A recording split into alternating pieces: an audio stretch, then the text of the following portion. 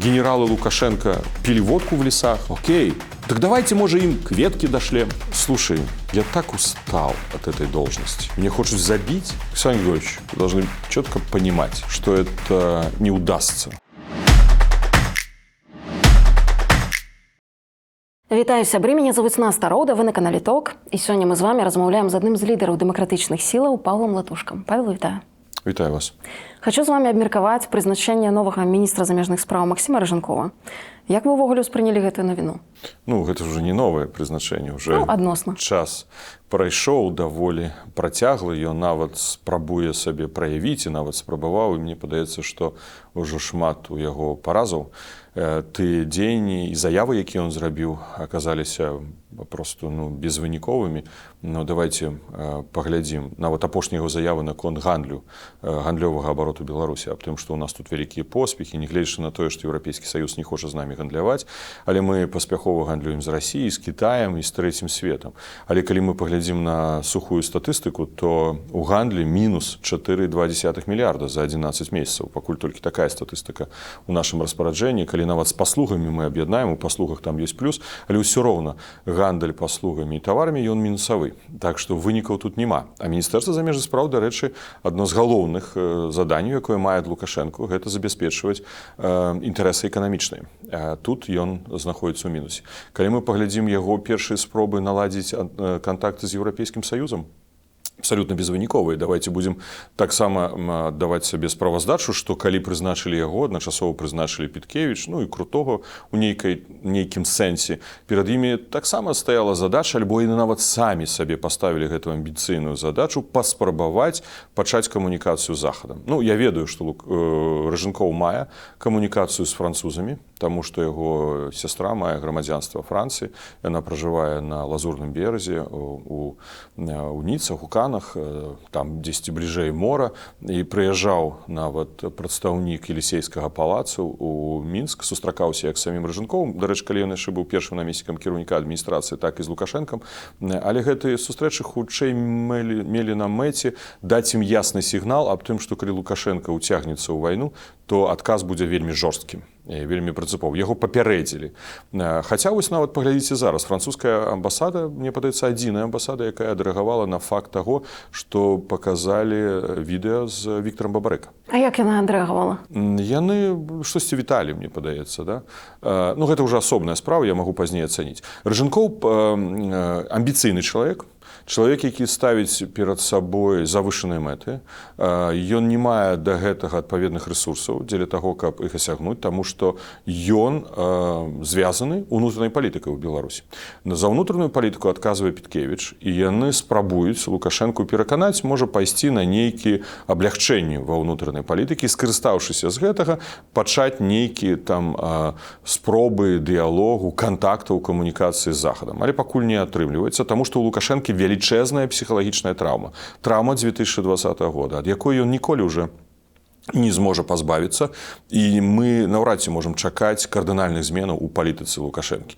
Яны будуць адбывацца, будуць нават з пункту гледжання нашага ў нейкі канструктыўны бок, але кардынальных зменаў не адбудзецца. Ён будзе жыць вось менавіта з гэтай траўмай, з гэтай ранай, якая яму нанесена тым, што беларусы сказалі яму не, зыходзь. І гэтая пазіцыя не змянілася, бо мы, як дэмакратычныя сілы, таксама атрымліваем рэгулярна сацыялогію, сацыялагічныя дадзеныя, і гэтай дадзеныя атрымліваем Лукашенко. Не тыя, што яму дае там афіцыйная прапаганда. Яны рэальна паказваюць, што беларусы ў адносінах да яго не змянілі пункт гледжання. Яны не хочуць, каб Лукашенко далей быў пры ўладзе. Хочу яшчэ да Рыжанкова вярнуцца. У якіх стасунках ён з Піткевіч? Яны сябры, яны сябруюць яшчэ з часоў юрыдычнага факультэта Белдзяш універсітэта. Яны скончылі, мне здаецца, разам у 1994. Я скончыў у 1995. На год пазней. Я узгадываю, што калі працаваў амбасадарам і было прынята рашэнне Рыжанкова выдаліць з Польшчы як персона нон-грата, тады быў вялікая колькасць дыпламатаў, які выдаляліся узаемна польскім і беларускім бокам, то яму патэлефанавала Піткевіч, і якая сказала, што мы не аддамо цябе на не знаю, там, на поругательство или на что там, ну, будем тебе бараніць, да? Ты не будзеш пакінутым, і калі вернешся, атрымаеш падтрымку. Тэлефанаваў яму таксама Канаплёў. Канаплёў тады быў старшынёй палаты прадстаўнікоў. Гэта две асобы, якія патэлефанавалі, гарантавалі яму яго будучыню ў Беларусі, калі ён вернецца. Дарэчы, ён атрымаў тады невялікую пасаду начальніка аддзела цэнтральнай і ўсходняй Еўропы і рабіў усё, каб мне помсціць, я гэта памятаю дакладна. Я атрымаў ад розных намеснікаў міністра 3 вымовы пісьмовыя ад розных. Ён ніколі не прыйшоў да аднаго падпісаць 3 вымовы запар, але ён падпісваў у розных. Пазней, праўда, ён пайшоў па кар'еры вельмі моцна, стаў начальнікам управлення знешняй палітыкі. Дарэчы, ён планаваўся паслом у Канаду, хаця ніколі не хацеў з'ехаць за мяжу. Ён хацеў рабіць унутраную кар'еру, і ўнутраная кар'ера, як мы бачым, узляцела да пасады. А за што ён вам помсціў? Ну, гэта асабістыя адносіны. Для мяне гэта дзіўна, калі хтосьці разбівае тваю сям'ю. Ён увёў вашу жонку, проста для тых, хто, можа, не ведае. Сёння моя першая жонка з'яўляецца яго жонкаю, і за гэта ён мне помсціў.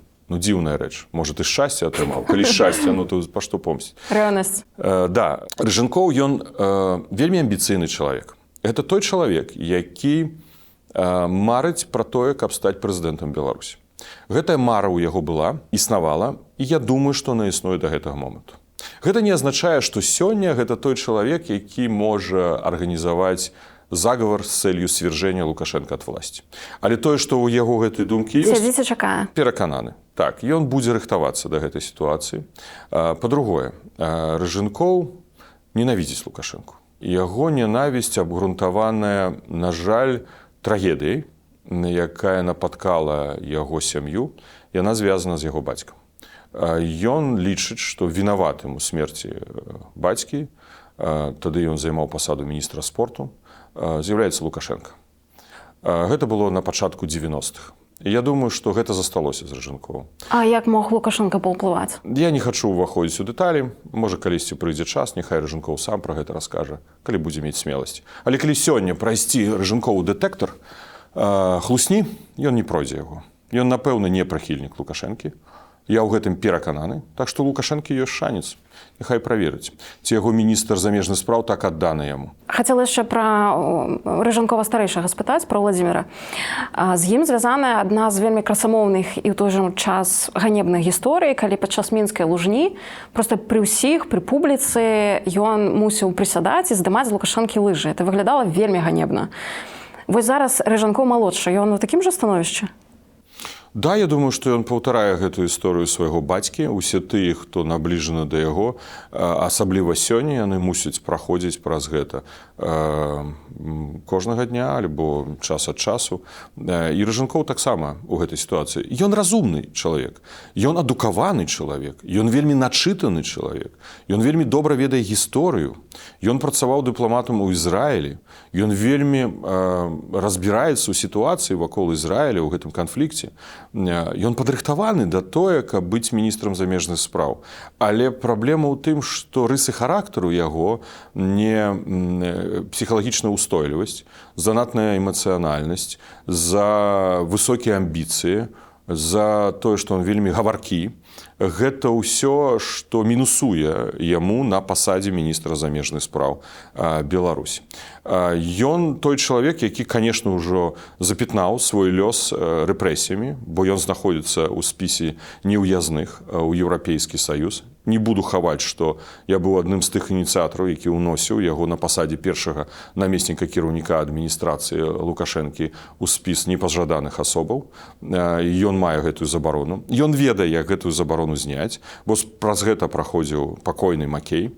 У іх быў даволі моцны канфлікт з Макеем. Менавіта таму, што Рыжанкоў, ён власталюбец. Ён мае свой пункт гледжання, і ён будзе сілаю, прэсінгам рэалізоўваць тое, што ён думае. І з гэтага вынікаў канфлікт з Макеем. Макей, які займаў пасаду кіраўніка адміністрацыі, які быў вельмі ўплывовай асобай у сістэме ўлады Лукашэнкі, і тут нейкі Рыжанкоў, які займае пасаду ніжэй ад яго, займаў, як бы так, ну, ускосна міністр замежных спраў, можа, нават там можам дыскутаваць. Ну, ён маладзейшы. Да, ён маладзейшы, і тут ён павышае Макея, ён спрабуе ўлазіць у ўнутраныя справы міністэрства замежных спраў, ён рэдагуе ці робіць каментары на дакладныя запіскі запіскі, які піша міністр замежных спраў Макей, гэта ўсё правакавала канфлікты, пастаянны канфлікт. Я памятаю гісторыю, калі скарачаўся дзяржаўны апарат, і я застаў яшчэ напрыканцы працы міністрам, а пазней гэта некалькі разоў адбылося скарачэнне дзяржаўнага апарата.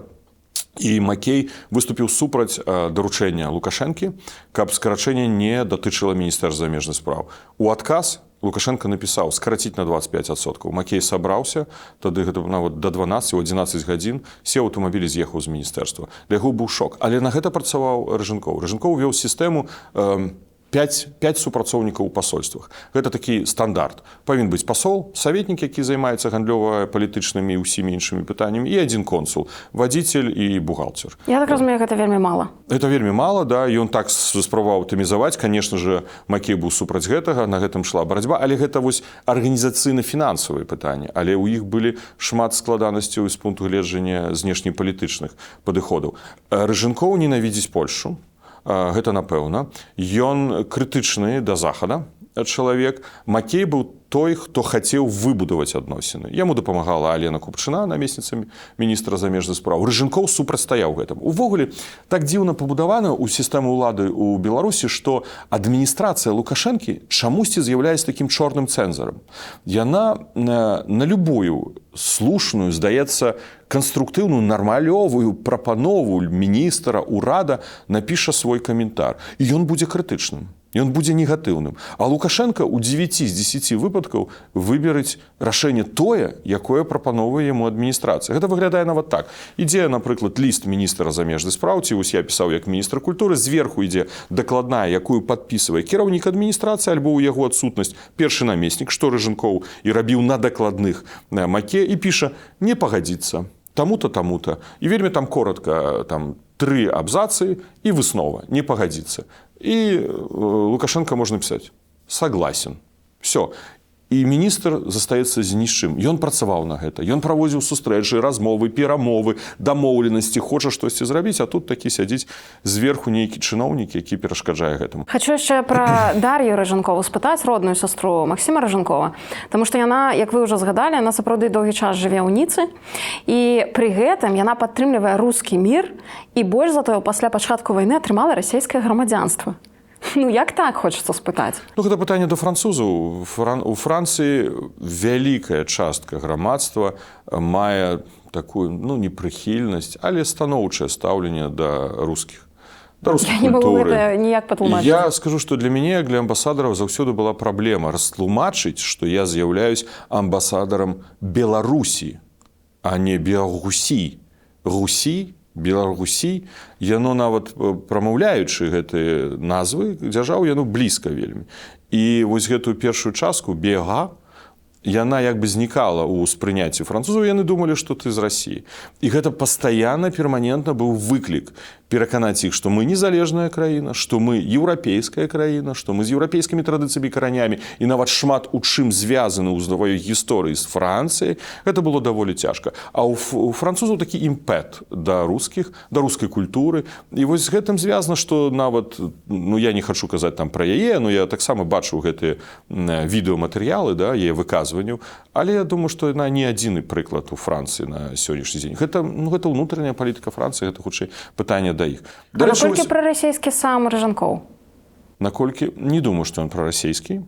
Не думаю. Увогуле, зараз мы павінны разглядаць, што вакол Лукашэнкі ёсць група чыноўнікаў, якія не з'яўляюцца прарасійскімі. Зразумела, яны гуляюць у гэтую гульню, навязаную Лукашэнкам, які робіць гэта, калісьці рабіў у сваіх уласных інтарэсах, зараз вымушаны рабіць у інтарэсах Пуціна, бо ён раней рабіў гэта таму, што ён хацеў. Ён хацеў мець пасаду ў Крамлі, яго да была мара, праўда, перакачаваць з Мінска ў Маскву і стаць там кіраўніком такога вялікай дзяржавы, там аб'яднаць Беларусь з Расіяй. У яго заўсёды гэта мара была. Ён на гэта ўкладваўся вельмі шмат, і таму ён прывёў да гэтай сітуацыі, у якой знаходзімся мы. Яго віна ў гэтым.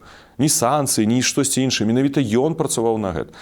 Але сёння вакол Лукашэнкі сабралася група чыноўнікаў, якія хутчэй прадзяржаўнікі, але ўжо па-іншаму можам разглядаць. Яны з дэмакратычнымі схільнасцямі, ліберальнымі схільнасцямі, нацыянальнымі схільнасцямі, нацыянальна арыентаванымі.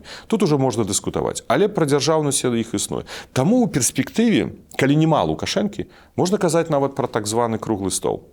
Ён не можа быць правобразам абсалютным, як у Польшы, бо там Ярузельскі прысутнічаў на гэтым стале. Але сёння Лукашенка ніколі не дасць згоду на тое, каб яго чыноўнікі пачалі размовы з дэмакратычнымі сіламі, а яны ніколі на гэта не пойдуць, таму што будуць баяцца Лукашэнкі. Патэрналісцкай улады. Як толькі Лукашэнкі няма, у іх адкрываюцца рот, у іх зусім інакш пачынае працаваць галава. Я нават перакананы ў тым, што сёння у абсалютнай большасці чыноўнікаў вакол Лукашэнкі унутры ўжо думкі, што мы будзем рабіць пасля яго.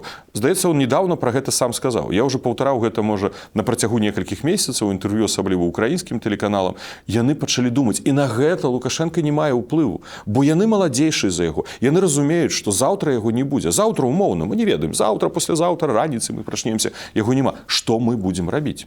Што будзе з нашымі пасадамі? Што будзе таксама некаторы з іх думаюць з дзяржавай? Вяртаючыся да Ражынкова, я памятаю нашу сустрэчу ў 2018 годзе, калі мне патэлефанаваў Макей і сказаў: вы ведаеце, я не маю ўплыву на Ражынкову, таму я не магу вам нічога запрапанаваць і гарантаваць пасля таго, як вы вернецеся з Парыжа. Ну, ці змагу я працаваць у сістэме Міністэрства замежных спраў, ці нават прадоўжыць кантракт у Францыі.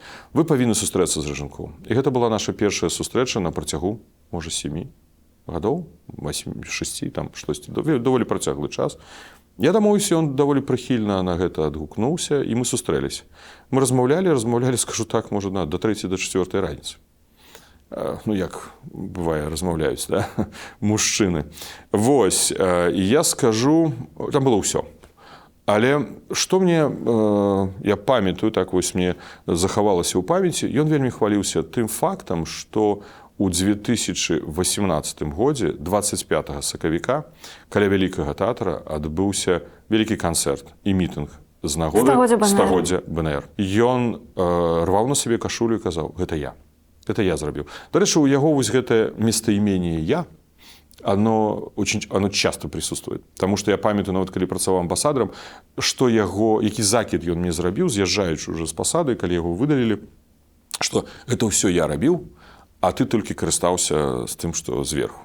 Ну, вось ён любіць гэта, як і Лукашенка. У іх гэта ёсць, да? Толькі я. Вось немагчыма прыдумаць штосьці ў Беларусі новае, калі на гэта не даў згоду Лукашэнкі. Калі на гэта даў згоду Лукашэнкі, то ініцыятыва павінна быць ад Лукашэнкі. То есть это ён прыдумаў, як вось, напрыклад, Баль, да? Ён пастаянна ўзгадвае, да? Вось это ён прыдумаў. Ну, хлусня, гэта не так. Традыцыя балёў была ў Беларусі, там, не ведаю, з 15-16 стагоддзя, да? Аднаўлялі мы першы раз это ў Вялікім тэатры оперы і балета. І прывёз я, дарэчы, гэта з Польшы, як ідэю, а пазней уже Матушка придумал. Ну, я не кажу я. Я привез ідэю. Я кажу, што традыцыя была ў Беларусі. Гэта пытанне было аднавіць. Наступнае. Я прапрацаваў у Польшы. Я пабачыў, што гэта існуе, развіваецца тут. Чаму б не зрабіць гэта ў Беларусі? І вось, гэта не я, это мы зрабілі. Гэта гісторыя зрабіла. Гэта беларусы зрабілі, правда? У гэтым роце. Але тады патэлефанавала, я расказваў гэту гісторыю Эйсмонт і сказал: ну, мне ў Купалаўскі тады, калі я ўжо быў, мы планавалі ў Купалаўскім баль, Купалаўскі з кампаніі А1. Уже было выдадзена велічэзныя сродкі на гэта. Нават мы планавалі залю змяніць на танцевальную сцену. То есть полностью гэта уже была величезная инвестиция. И она мне потелефоновала и сказала: ну вы же понимаете, что в нашей стране подобный первый проект, как Венский бал, может пройти только по инициативе президента. І пазней Ражынкоў нас запрасіў з Боднарам, з міністрам культуры, і сказаў, я гэтую фразу ніколі не забудуся. Была даволі станоўчая размова, але без выбару, як бы вы павінны пагадзіцца з Купалаўскага прыбраць, а будзе ў яго палацы. Но Александр Григорьевич никогда вам, Павел Павлович, этого не забудет, если вы дадите на это согласие. Ну, ён ніколі мне не забыў. Ну, это паўжартам, паўсур'ёзна. Ведаеце, у чым мы адрозніваемся ад іх? Вось гледзячы сёння на Ражынкова, гледзячы нават на маю былую жонку. Мы дыскутавалі пра гэта і шмат дыскутуем, час ад часу, можа лепш сказаць, з маёй дачкой Яны. Розніца ў тым, што, напрыклад, маці Яны на працягу года-двух нават смс-кі не напісала сваёй дачцы. Нават не павіншавала з днём народзінаў. А для Яны не з'яўляецца гэта праблемай павіншаваць яе. Чаму яна гэта не робіць? Я не думаю, не хацеў бы тут выносіць на публічную дыскусію, што гэта звязана, ці яна любіць, ці не любіць дачку. Гэта страх. Это страх таго, што Яна з'яўляецца дачкой Паўла Латушкі, што Яна член Каардынацыйнай рады, што ў Яны свая адкрытая пазіцыя супраць Лукашэнкі і супраць гэтага рэжыму. Яна баіцца ёй напісаць. У іх страх, а ў нас няма. Я магу напісаць Ражанкову без праблем. Я магу напісаць, нават Наталі толькі сэнс у чым, да, праўда. Яна піша, віншуе. У іх гэты страх ёсць, у нас яго няма. То яны закладнікі гэтай сітуацыі. І яны няхай не расказваюць нам хлусню прапагандысцкую, як ім добра жывецца, якія яны вольныя і свабодныя. У іх настолькі шмат абмежаванняў, страху. Яны хочуць гэтага пазбавіцца. Я перакананы. І Наталія, і Максім. Вы жа хочаце гэтага пазбавіцца. Я ведаю. Ну інакш па што існаваць у гэтых аковах? Кожны столькі гадоў, дзесяцігоддзяў. Мне падаецца, што гэта таксама не адпавядае іх унутраным інтарэсам. Так вось, калі будзе сітуацыя крытычная, уявім сабе гісторыю Лукашэнкі няма, ён пра гэта ўжо сам кажа, адразу прэм'ер Галоўчынка пачне размаўляць інакш. Ён был амбасадар, мы з ім шмат калі размаўлялі, сустракаліся. Я тады быў амбасадарам у Францыі, он у Эміратах. Інакш будзе размаўляць Ражанкоў, інакш, ну, калі дэтэктар пройдзе зараз, інакш будзе весці сабе Снапкоў, першы віцэ-прэм'ер, шмат, тая ж Піткевіч. Яны хутчэй за тое, каб, не хутчэй, я перакананы, за тое, каб дзяржава захавалася. Праблема ў генералах, якіх купляе Расія, бо шмат прыходзіць інфармацыя аб тым, што іх пастаянна запрашаюць у Расію на адпачынак. Я нават думаю, я не ведаю, я не буду тут, я, можа, паспекулюю трошкі, што ў іх шмат у каго мільённыя ў доларах рахункі адкрыты ў Расіі. Дзеля таго, каб яны выканалі загад Пуціна. Ну, мы ведаем гэтых генералаў. Гэта і Карпенкоў, гэта і той же Вальфовіч, гэта і Муравейка, начальник генерального штаба. Яшчэ, я думаю, што мы можам з вами назбіраць такіх, на жаль, ужо не беларускіх, а прарасійскіх генералаў. Як вы думаеце, Лукашенко пакіне пасля сябе нейкае завяшчанне? Ці ён проста сыдзе і гарэ нугарам? Як Ленін. Не прызначайце таго. Ой, мне падаецца, што ён да апошняга дня будзе думаць, што ён пражыве 100 гадоў. Вось, мы калісьці дыскутуем, вось, ну, з пункту гледжання хрысціянства, да, нельга жадаць чалавеку штосьці дрэннага. І вельмі часта нават у нас, у калектыве і са знаёмымі сябрамі, роднымі, блізкімі такая дыскусія. Ну, мы же не можам яму гэтага жадаць. Але з іншага боку, ну, є жа агульная грамадская згода большасці, што большасць беларусаў хацела бы, каб гэты момант наступіў. Ён не будзе пісаць гэтага завещання, таму што ён будзе думаць, што ён будзе да апошняга моманту. Я ўсё ж такі з той часткі, належу да той часткі грамадскіх дзеячоў, які лічаць, што Лукашенко ніколі не адмовіцца ад улады. У нас часта дыскусія з Арцёмам Бруханом, маім намеснікам у НАУ, вельмі часта. Ён хутчэй за тое, што ён можа пайсці на транзіт, і таму ён стварыў гэтую пасаду ў старшыні ўсебеларускага народнага сходу. Я катэгарычна лічу, што не. Калі ён пад гэтую пасаду падвядзе кантроль за арміяй, за КДБ, за міліцыяй, губопікам, там, спецназам, вось тады ён можа пайсці на гэтую пасаду. Але на транзіт ён не пойдзе. Яго ёсць прыклад Назарбаева, яго ёсць шмат прыкладаў. Адзінае, тут я згодны у рамках нашай унутранай дыскусіі, калі яго стан здароўя ўжо будзе настолькі цяжкі, што ён не зможа хадзіць, яго трэба будзе вывозіць на нарады. Ну што гэта за дыктатар? Не захоча такім застацца проста ў гісторыі. Да, ён можа тады перайсці на гэтую пасаду, але тады ён перадасць уладу толькі той асобе, якой ён вельмі моцна давярае. І гэта асоба можа быць толькі сын. І да вас цікаецца вельмі шмат інфармацыі з Беларусі, з замежных крыніц. Што вы ведаеце пра ягоны рэальны стан здароўя? Ну, мы ж бачым з вами. Тут не трэба спекуляваць. Ну, кажуць таксама, неправільна спекуляваць на здароўе іншага чалавека. Але мы з вами бачым, як ён выглядае, да? Што з ім адбіваецца, ці горш і фізіялогіі горш. Нават шмат людзей, хто параўноўвае яго кадры 2020, можа не ў рамках тых самых актыўных падзей, там 20-21 і сёння, гэта две розныя асобы, правда? Тое, што з'яўлялася інфармацыя пра яго медкарту, што яго праблемы з каленам, гэта тое, што патрабуе аперацыі. Яго праблема з пазваночнікам, цукровы дыябет, гэта ўсё існуе, гэта таму і надвага гэта з'яўляецца. Ну, гэта ўжо ўзрост. Ну, таксама мы павінны разумець, што гэта ўжо 80 чалавеку пайшоў, да? То гэта будзе ўсё больш і больш накоплівацца. Тое, што ён фактычна не гуляе ў хакей, гэта ўсё паказаць там некалькі секунд, яго апранаюць там у раздзевалцы там 3 чалавека, каб адзець на яго гэтую хакейную форму, пад рукі вядуць да хакейнай пляцоўкі, каб ён змог там праехаць 5 секунд, паказаць там, пакідаць гэтыя цацкі для тых, хто заўзятары прыходзіць на хакейны матч. Да, таму стан здароўя яго дрэнны. Гэта не азначае, што заўтра ён зыдзе, да?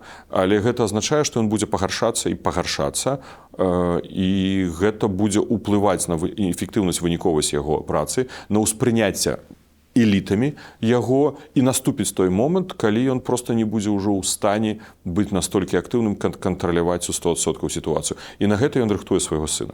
Я распавяду адну гісторыю. Мінулага года у меня была сустрэча з адным былым прэзідэнтам заходнееўрапейскай краіны. І падчас гэтай сустрэчы мы абмяркоўвалі Лукашэнку, і ён сказаў, што ў яго была гутарка з ім яшчэ да 20-го года, да падзей, і размова была такая. Ён ему кажа на «ты». Слушай, я так устал от этой должности. Ну, мы слышим эту фразу с вами постоянно. Я так устал, да. Прикладная на полового термина Лукашенко. Да. В ответ ему этот бывший президент говорит: Саша, ну посмотри на меня. Ну вот я бывший президент. И даже без этой должности есть жизнь. И она нормальная. И она прекрасная. Можно жить. Зачем так вот держаться столько лет у власти? И он говорит: да, я, наверное, с тобой соглашусь, но я не смогу уйти с этой должности, пока не передам эту власть своему сыну. И прозвучало имя Николаю. Я, до речі, заўсёды адмаўляў гэтай версіі, што ён рыхтуе менавіта Мікалая на пасаду прэзідэнта, умоўна кажа прэзідэнта, тому што лагічна, па сённяшняй канстытуцыю, якую ён сам піша, гэта не наша канстытуцыя, гэта яго канстытуцыя, трэба, каб Колі споўнілася 40 гадоў. Значыць, сёння яму 20, дабаўляем 20, а Лукашэнку 90. Ці ён вытрымае да 90 гадоў? Але гэта дыктатар. І з іншага боку, кожны, хто сёння глядзіць наше інтэрв'ю, скажа, ну што яму за праблема? Ён перапіша гэтую канстытуцыю. Ён можа нават паставіць 25 гадоў. Я думаю, што тут можа быць некалькі варыянтаў, і трэба уважліва глядзець за развіццём. Як толькі Коля скончыць універсітэт, там кітайскі ці БДУ, дзе ён там адначасова вучыцца, што за пасаду ён атрымае? Ці, напрыклад, стане ён дэпутатам парламенту? Ці стане ён нейкім міністрам, намеснікам міністра, або віцэ-прэм'ерам, да, як это было ў гісторыі, мне падаецца, там, Туркменістана. Вось калі ён пойдзе на дзяржаўныя пасады, гэта будзе адназначны сігнал, што ён рыхтуе сына на тое, каб ён стаў прэзідэнтам краіны. Тое, што ўкінуў тур, я зараз скончу тур, гэтую ідэю, а давайце абіраць прэзідэнта усебеларускім народным сходам. І вось будзе бацька, старшыня усебеларускага народнага схода, які ўжо атрымаў псеўдалегітымнасць праз выбары, нібы ў яго ёсць падтрымка, грамадства, і туды ўкідваецца такая кандыдатура, і усебеларускі народны сход падыме ручкі. І вось такая, але толькі калі стан здароўя Лукашэнкі будзе настолькі дрэнны. Хто зараз другая, трэця асобы пасля Лукашэнкі? У краіне? Такое пытанне складанае. Ну, заўсёды кіраўнік адміністрацыі быў. Не быў прэм'ер-міністр. Кіраўнік адміністрацыі быў той асобай, якая інфармавала прэм'ер-міністра аб тым, што ён будзе прызначаны альбо будзе зволены з пасады. Хаця, конечно, заўсёды па канстытуцыі лічылася, што прэм'ер-міністр краіны.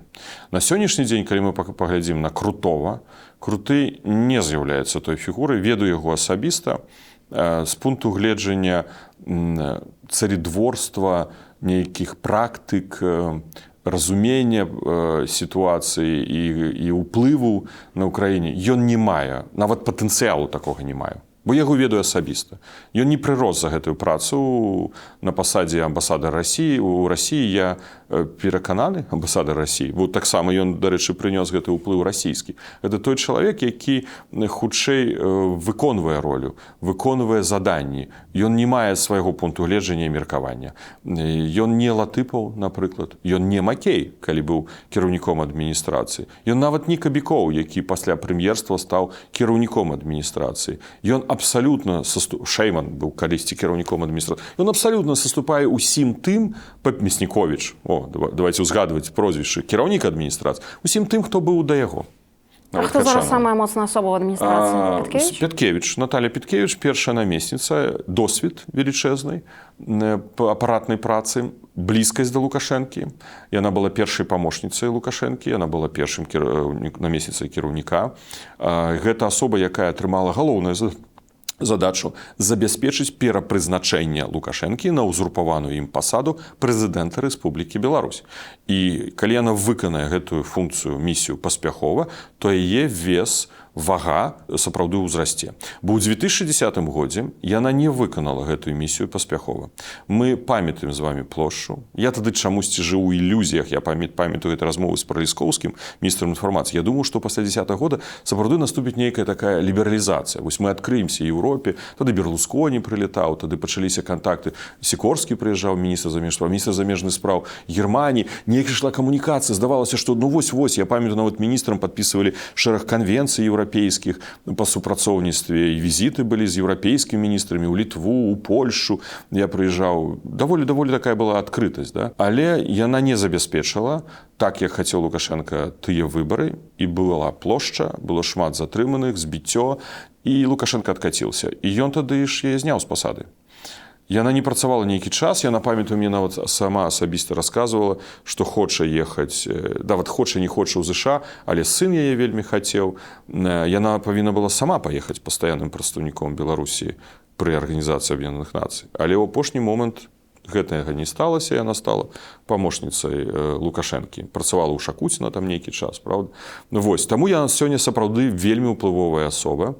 Гэта асоба таксама з велічэзнымі амбіцыямі, але вось я нават цяжка сабе ўяўляю, як Рыжанкоў з Петкевіч там сябруюць, як яны ўзгадняюць усё. Бо вельмі высокія амбіцыі ў Рыжанкова і вельмі высокія амбіцыі ў Петкевіч. Але, можа, гэтае сяброўства, якія яны мелі з часоў студэнцтва, захоўвае нейкія там правілы і дае ім магчымасць не канфліктаваць. Ну, мы не чуем пра гэта нейкія публічныя канфлікты. Так што яна сёння фактычна, ну, не другая, но, напэўна, вельмі вядучая асоба ў краіне. Прэм'ер Галоўчынка такім не з'яўляецца. Таму хто ў нас сёння дзяржаўны сакратар Савета бяспекі ў Беларусі? Вось Вальфовіч, да? Да, Вальфовіч. Ну, так сама. Так што, я думаю, зараз такая размытая сітуацыя. Нема такой вельмі ўплывовай асобы, такога цяжка важнай асобы, да, як Мясніковіч быў ці Макей, ці Латыпу. Вы ўжо згадвалі Макея. Як вы ацэньваеце помнік, які паставілі яму пасля смерці? З памылкай. Ну, это цяжка так ацэньваць помнікі. Я не ведаю, хто там прымаў гэта рашэнне. Факт таго, што гэта была памылка у беларускай мове, да? Там же падпісана... Там па-расейску нават ён падпісаны. А, па-расейску? Владимир Макей. Ну, я думаю, што ён бы хацеў, каб гэта было напісана на беларускай мове. Я думаю, гэта так. Пры тым, што у мяне ёсць свой пункт гледжання на Владимира Макея. Кажуць пра тых, хто адышоў альбо нічога, альбо толькі добрае. Але гэта ўсё ж такі іншая сітуацыя. Это той чалавек, які служыў усё жыццё Лукашэнку. А з другого боку, вось гэтае супярэчанне. Ён любіў Беларусь. Ён той чалавек, якому залежала на той, каб Беларусь была незалежнай дзяржавай. І ён шанаваў беларускую культуру, беларускую мову. Бо ён падтрымліваў мяне ў гэтым і на пасадзе міністра, і на пасадзе амбасадара. Бо больш за ўсё мяне білі на гэтых пасадах менавіта за беларускасць. За падтрымку беларускай культуры, мовы. За гэта прылятала. Дарэчы, той же Петкевіч вельмі моцна ад намеснікаў Макея, так і Шестакоў, Яўген Шестакоў, які там мае нават сувязі роднасныя з яго жонкай, Верай Паляковай Макей. Вось, таму ён сапраўды шанаваў беларускую культуру. Я думаю, што хутчэй за ўсё ён хацеў, каб гэты надпіс на помніку быў на матчынай мове. Але на тым жа самым помніку Макею стаіць надпіс «Люблю Беларусь». Вось як вы думаеце, вось гэтая фраза, якую вельмі любіў Макей, яна можа быць такой аб'яднаўчай для грамадства? Таму што з аднаго боку мы разумеем, адкуль гэта ідзе, ад каліноўцаў, з іншага боку гэта не жыве Беларусь, гэта люблю Беларусь. То бок гэта такі кампраміс, як Макей шмат у чым быў кампрамісным, так і гэтая фраза, можа быць, яна можа для грамадства быць таксама кампраміснай. Яна можа быць.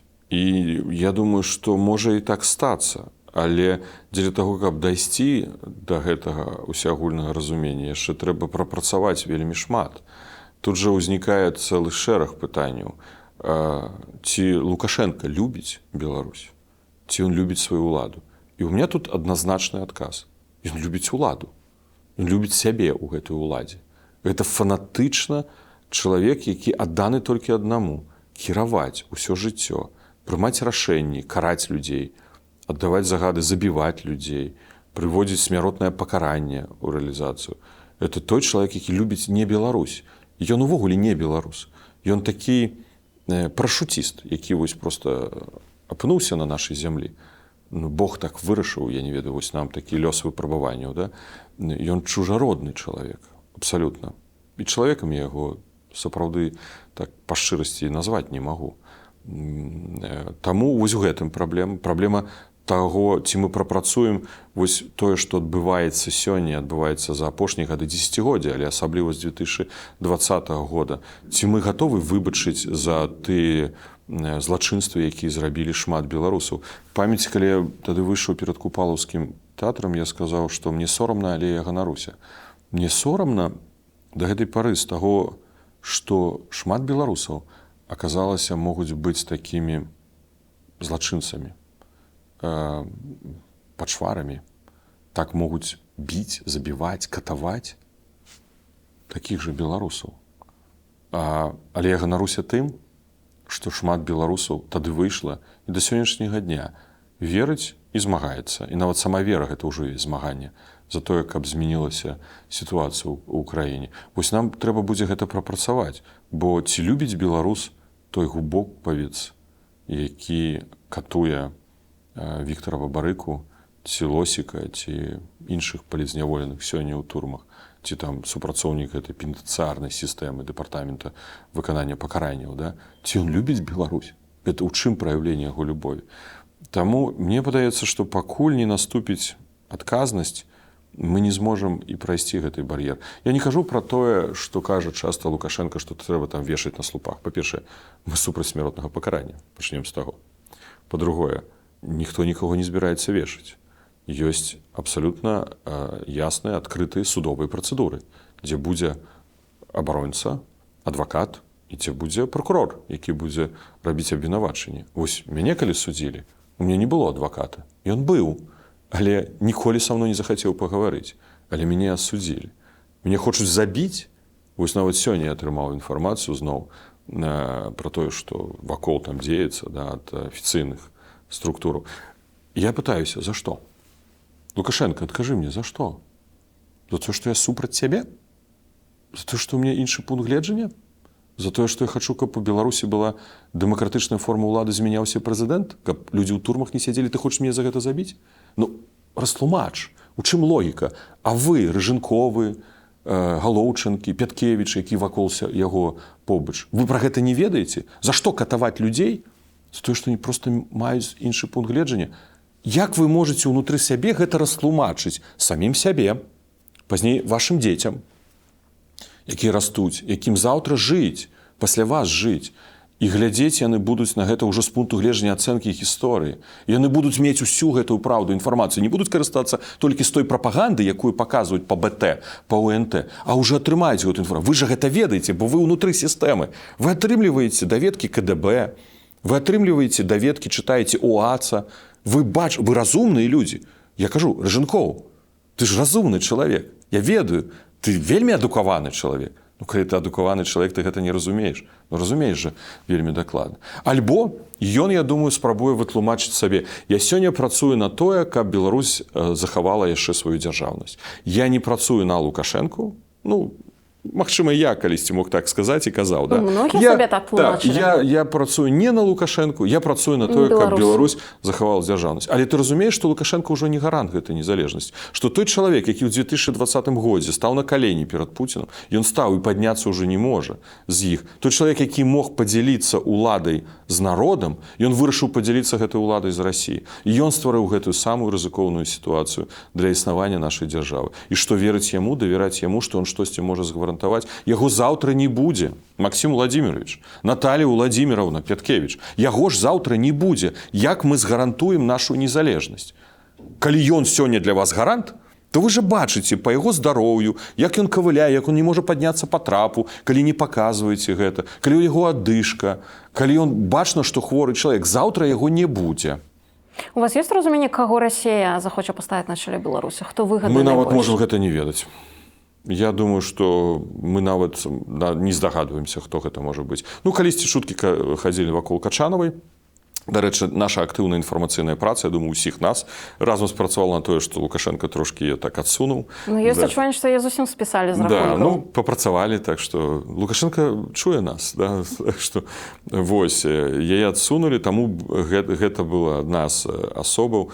Гэта можа быць, конечно, нейкі ваенны. Ну, цяжка, я сёння не хацеў бы так гадаць, мне цяжка адказаць на гэта пытанне. Не магу таксама не спытаць вас пра новага міністра культуры ў Беларусі, а ў мінулым танцора ў Таіландзе Руслана Чарнецкага.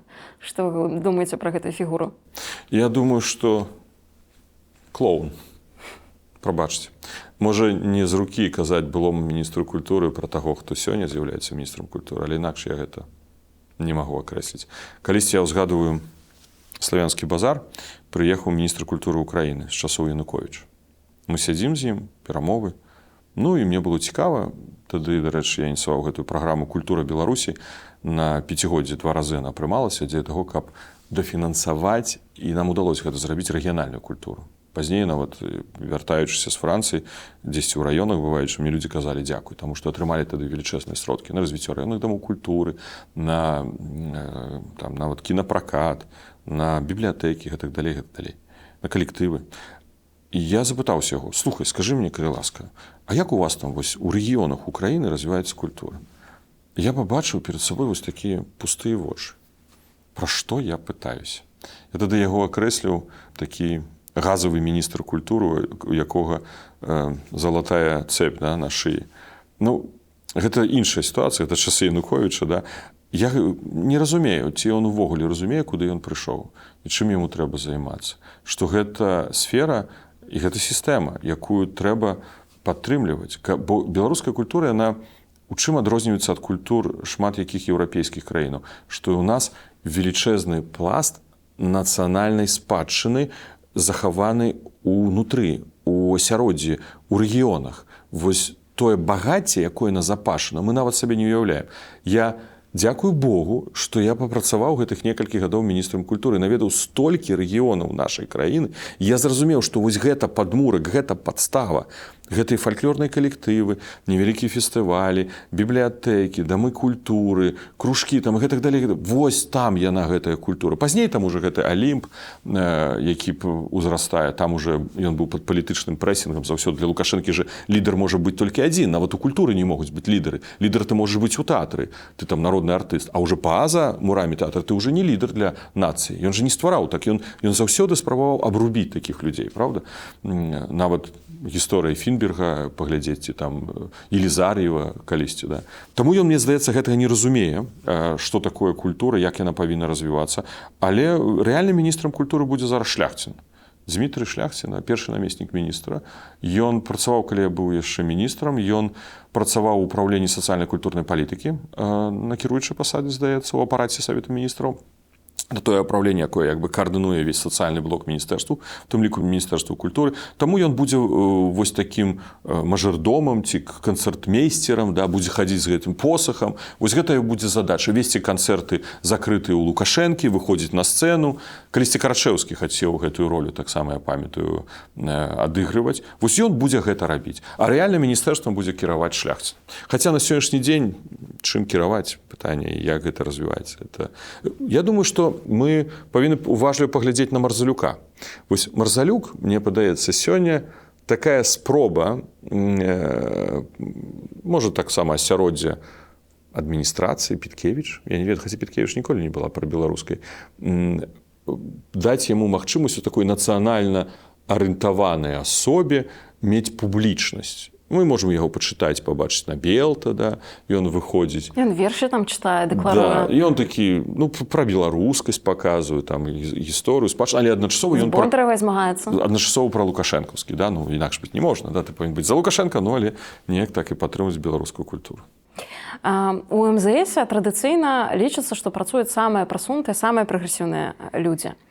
Працавалі, так? Як так выйшла, Не, я не про сябе, прабачце.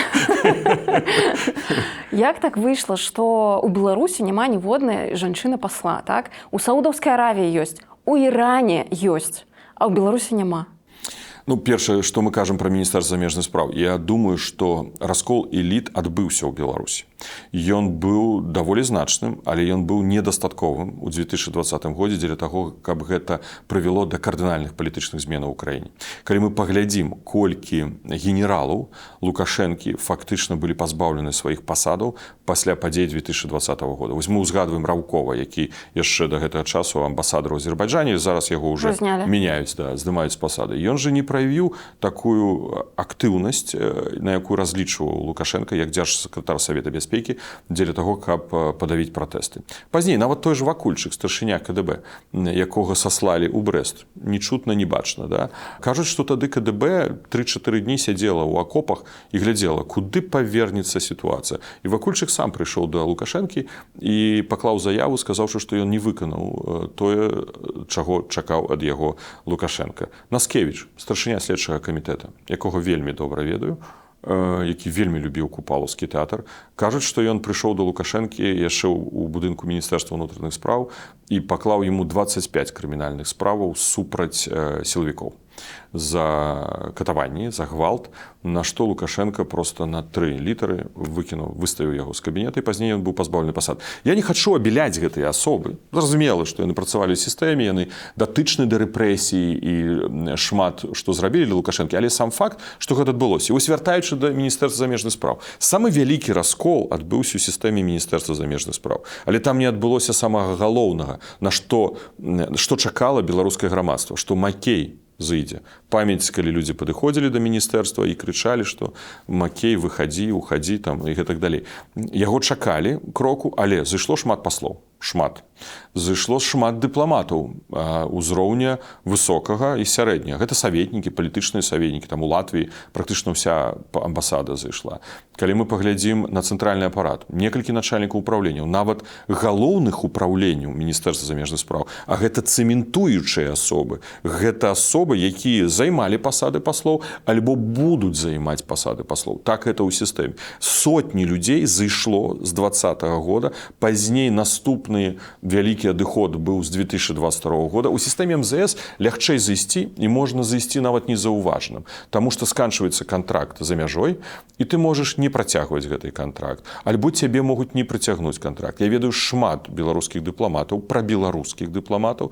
Усё ж такі, это было зусім іншае асяроддзе, у нас заўсёды была такая большая прыхільнасць, нават казалі, што МЗС гэта галоўнае апазіцыйнае міністэрства ў сістэме ўлады, якія не былі прыняты на працу ў цэнтральны апарат міністэрства замежных спраў, таму што саветнікі па бяспекі ім напісалі негатыўныя характарыстыкі. Так што гэты раскол адбыўся. Калі мы кажам пра жанчын, да, гэта можна пералічыць на пальцах адной рукі.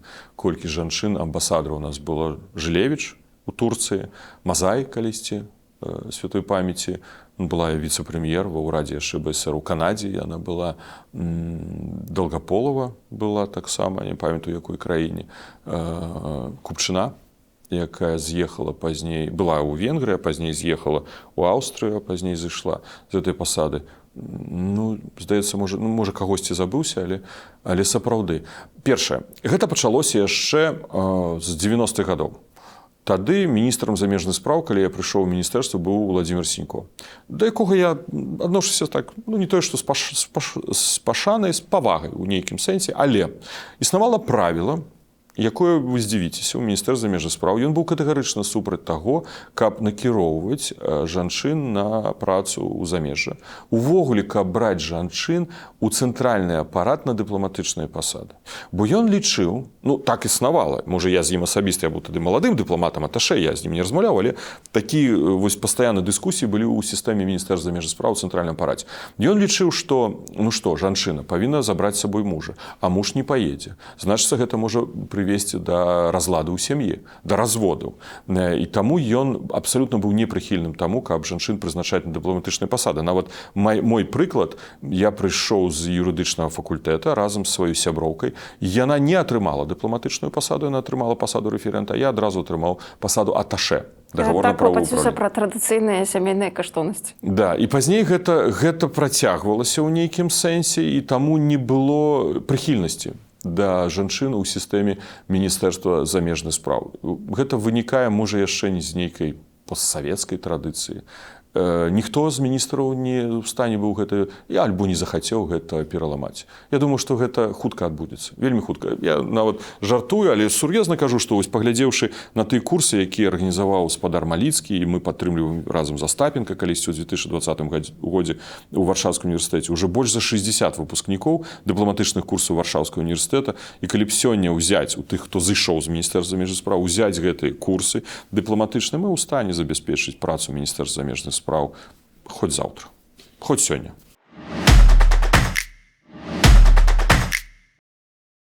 Лукашенко прызначыў гэтыя свае выбары на максімальна ранні тэрмін. Куды ён так спяшаўся? І думаю, было некалькі прычынаў, і яны называліся публічна. Першая прычына – лета ён баіцца, бо больш лягчэй арганізаваць масавыя пратэсты. Ён узгадвае гэты 2020 год, жнівень, ён не хоча гэта паўтарыць. Гэта была першая прычына. Другая прычына, ён разумее, што накатваецца эканамічны крызіс. Ён сапраўды накатваецца. Калі ён не знойдзе дадатковых інструментаў дафінансавання эканомікі, гэта крытычны стан перарасце ў нейкі абрыў. То есть гэта будзе нейкі выбух эканамічны.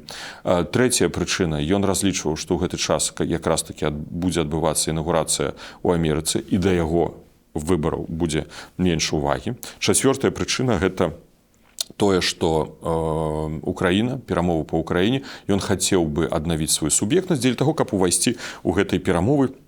Нават яго марай было і Ражанкова, каб Мінск зноў стаў пляцоўкай для перамоў. Так што і я перакананы, што ўсе гэтыя 4 фактары, можа яшчэ некалькі, былі падставай для прыняцця гэтага рашэння, бо рашэнне не прымаецца на падставе толькі аднаго фактара.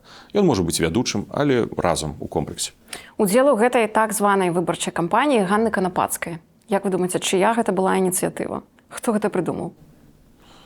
Ну, слухайце, мне здаецца, што гэта фактар, каб жанчына была, паказаць. Да? Альтэрнатыва Ціханаўскай? Нават не альтэрнатыва Ціханаўскай. Ну, это таксама, я кажу, некалькі можа быць прычынаў, але тое, што не толькі мужскі пол прадстаўлены ў так званых выбарах, а таксама ёсць і жанчына, але яе роля такая ж роля, як Гайдукевіч, нулевая. Як яна на гэта пагадзілася? На доўгі час мы лічылі ўсе апазіцыянеркай. Вы лічылі? Я не ведаю, я з 20-го года я вже і не лічыў. Не, я разумею, яна ў АГП з 95-го года, яна 25 гадоў фактычна амаль што была ў АГП, і ўжо пасля яна калі стала дэпутаткай, там з'явіліся пытанні. Ну, частка прадстаўнікоў дэмакратычных сілаў яшчэ з таго перыяда можа лічаць, што праз такія дзеянні яны могуць прымусіць Лукашенка змяніць унутраную палітыку. Але як паказвае практыка, на жаль, вельмі прыкры прыклад, звязаны з кіраўніком партыі зялёных, калі ён паспрабаваў, а зараз атрымаў 6 гадоў турмы. Вось я думаю, што гэта з'яўляецца прычынай. Але асноўна, я думаю, гэта кантроль КДБ. Гэта спецаперацыя, якая рэалізуецца, была апісана, распрацавана Церцелем у цэнтральным апараце КДБ пад кантролем Піткевіч. І яны вырашылі прадэманстраваць, па-першае, што ўсе так званыя партыі, якія нельга называць партыямі, удзельнічаюць у выбарах. Мы паглядзім, давайте з вамі, ЛДПР, кандыдат, камуністаў кандыдат, рэспубліканскай партыі труда і справядлівасці кандыдат, ну вось жанчына там ад нейкай былой апазіцыйнай партыі. Ну, Лукашенко сам ад Белай Русі, можам сказаць так. Так што вось 4 партыі прадстаўлены. Гэта, напэўна, гэта такая... Яны думалі, што гэты месседж яны прададуць Захаду, што Захад гэта купіць.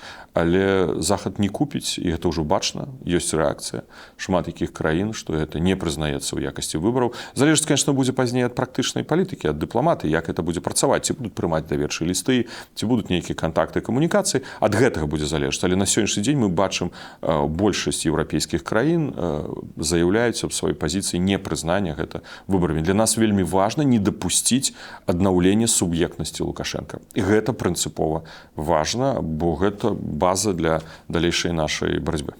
Якімі будуць наступныя 5 гадоў пры Лукашенку? Лукашенко мае зараз 2 галоўных выкліка. Гэта першы выклік. Дэмаграфія. Гэта крытычная сітуацыя. Вось я калі на апошняй сустрэчы з міністрам адукацыі пачуў, што 31 тысяча беларускіх дзетак толькі ў Польшы навучаецца ў школах і ходзіць у дзіцячыя садкі. 31 тысяча. Уявіце сабе, гэта некалькі раённых цэнтраў, гарадоў. Гэта да чаго давяла палітыка Лукашэнкі, да?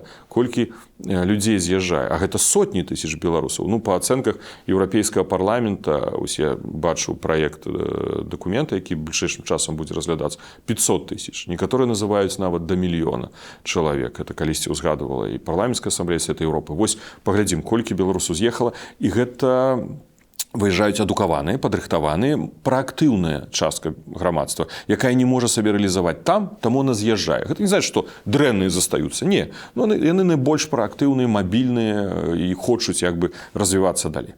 Другой фактар – гэта адток капітала. Ён жудасны, ён велічэзны. Калі паглядзець на колькі грошай прыходзіць валюты ў краіну і колькі выходзіць з краіны, то вымыванне гэта адбываецца. У гандлі крытычная сітуацыя, мы казалі з вами пра гэта, адмоўнае сальда ў гандлі таварамі, у гандлі з паслугамі разам, калі аб'яднанае. Гэта памяншэнне іностранных інвестыцый, інвестыцыі скарачаюцца кожны год, і гэта две праблемы, якія вельмі моцна турбуюць Лукашэнкі. Каб выйсці з гэтай сітуацыі, яму трэба мяняць палітыку. І я перакананы ў тым, што змены ва ўнутранай палітыцы адбудуцца. Я думаю, што яны адбудуцца ў некалькіх рэчышчах. Першае – гэта вызваленне часткі палітзняволеных.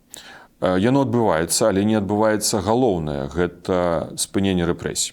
Таму адбудзецца, я думаю, магчыма, можа яшчэ і да 26-га вызвалення часткі палітзняволеных. Пасля гэтага адбудуцца нейкія крокі, але ён не вызваліць усіх. Наступнае, што ён зробіць, хутчэй за ўсё яны могуць спыніць, узбуджаць крымінальныя справы па фактах дзеянняў, якія не адпавядаюць іх бачанню развіцця дзяржавы, скажем так. І гэта хутчэй могуць быць адміністратыўныя справы, штрафы, можа нейкія суткі, але людзей значна менш беларусаў стануць саджаць у турмы. Гэта адбудзецца. Ці пра транзіт мы з вами казалі. Транзіт магчымы толькі ў сітуацыі, калі ў яго пагоршыцца здароўе. Я думаю, што ён будзе старацца выбудаваць яшчэ дадатковыя цэнтры апоры. Для яго будзе зноў жа такі заставацца прыярытэтам Кітай. Ён будзе з кожы вон лезть, каб з Кітаем атрымаць больш дывідэнтаў, атрымаць больш інвестыцый, атрымаць крэдытных рэсурсаў, каб паспрабаваць збалансавацца з Расійскай Федэрацыяй. З пункту гледжання захада, заходняй палітыкі, ён будзе спрабаваць прадаць вось гэтыя дзеянні, звязаныя з вызваленнем палітзняволеных і памяншэннем рэпрэсій у краіне, ці можа падыходу да рэпрэсій у краіне. Але я, на жаль, я аптыміст па характару, я ўвогуле вельмі моцны аптыміст, і усім перадаю гэты, як кажуць, заряд энергіі. Да? Вось, я песіміст. Я не думаю, што Лукашенко вызваліць усіх. Па-другое, ён не адновіць дзейнасць апозіцыйных партый. Я не уяўляю сабе, што ён адновіць дзейнасць незалежных СМІ. Нават як калі б уявіць сабе, наша Ніва пераязджае ў Беларусь, і журналісты гатовы будуць сёння працаваць у Беларусі, разумеючы, што кожны дзень могуць прыйсці і пасадзіць на 12-15 гадоў толькі за дзейнасць журналісцкую. Цяжка мне гэта на сённяшні дзень уявіць. Я не уяўляю сабе, што ён адновіць дзейнасць 1800 пазаўрадавых арганізацый, што ён вернець маёмасць канфіскаваную людзей, што ён пакарае тых, хто забіваў беларусаў, хто рэпрэсаваў беларусаў. То есть шмат такого зроблена, што ён не ў стане ўжо адкруціць, таму мы не вернемся ў 2019 год. Гэта ілюзіі, гэта трэба зразумець. Мы можам ціснуць, і ціснуць трэба больш, каб прымушаць яго змяняць унутраную палітыку, каб вызваляць людзей. Але гэта будзе працаваць толькі праз ціск. І не трэба тут расказваць, што Лукашенко патрабуе нейкай камунікацыі, нейкіх дадатковых сігналаў. Ён дасканала ведае. Ён самы лепшы эксперт у свеце ў санкцыйнай палітыцы. Ён прайшоў праз гэта 5 разоў. 5 разоў. Ён ведае, за што ўводзяцца санкцыі, як іх зняць. Праблема ў тым, што комплексность ситуации. Ён ведае, што калі ты хочаш зняць санкцыі за праваабарончую тэматыку, ты мусіш спыніць рэпрэсіі, вызваліць палітзняволеных. Калі ты хочаш, каб знялі санкцыі за вайну, не дапамагай Расіі у вайне. Хочаш спыніць санкцыі за гібридную вайну супраць Польшы, Літвы і Латвіі, спыняй выкарыстанне нелегальных мігрантаў. Самалёт правядзі расследаванне, і тады будуць адменены санкцыі за гэта. Ён дакладна гэта выведае. Яму трэба проста паўтараць. І сёння я яшчэ раз паўтараю, ён мусіць гэта зрабіць, і толькі тады могуць быць знятыя нейкія санкцыі. У 2030-м штосьці памяняецца? Я думаю, што раней памяняецца. Я перакананы, што памяняецца раней. Я сказаў вам, я аптыміст. Калі мы не будзем сядзець, слажыўшы рукі, калі мы будзем працаваць актыўна, я думаю, што зараз для нас самы галоўны выклік – гэта барацьба за головы беларусаў, за розум беларусаў, каб яны не праз расчараванне не перайшлі у акцэптацыю, а пазней не перайшлі на іншы бок.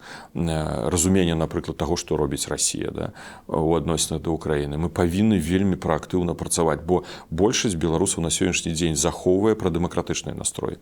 Вельмі важным з'яўляецца, што ўся сацыялогія за апошнія 4 гады паказвае, што 97% адсоткаў беларусаў выступае за незалежную Беларусь. І гэта з'яўляецца падмуркам. Чаму я кажу, што нават эліты без Лукашэнкі, яны будуць хацець загарантаваць незалежнасць нашай краіны. Так гэта будзе барацьба, так гэта будзе складана, так як сябе павядуць так званыя генералы. Ці змогуць іншыя генералы арыштаваць тых, хто захоча працаваць у інтарэсах Расійскай Федэрацыі. Гэта будзе вельмі якая будзе сітуацыя ў Расіі, зноў жа такі, як скончыцца, ці будзе перамір'е ва ўкраіне. Тут шмат пытанняў, на якія мы адказаць не можам, але мы павінны рэалізоўваць сваю перманентную пастаянную стратэгію. Да, яна доўгая, да, яна цяжкая, да, яна прыносіць таго плёну, на які мы разлічваем, але мы адмаўляцца не маем права весці барацьбу і дабіцца змены палітыкі ўнутры Беларусі, а ў канцы канцоў, калі Лукашенко зыходзіць, якім спосабам могуць быць розныя, каб мы змаглі ўзяць пад кантроль Беларусь.